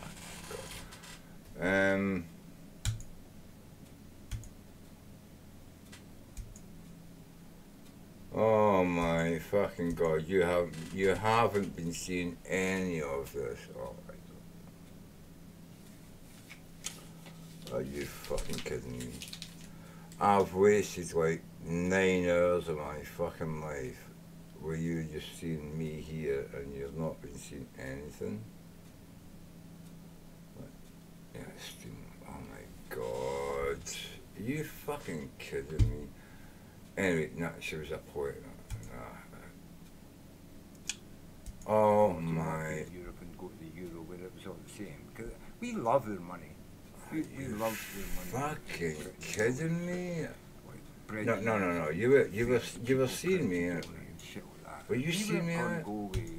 Crappy fucking people. Right, actually, I'm done. End scene now. I'm done. In America, you've got important people on your banknote. Unfortunately, well, your banknotes are green. It's like, you know, green and yellow. They're the colours of sickness. You know what I mean? Some people say green is the colour of calm, but the colour of your banknotes is fucking disgusting, right? Anyway, you go to Canada, Yeah, no, I'm sorry, I'm done. Australia.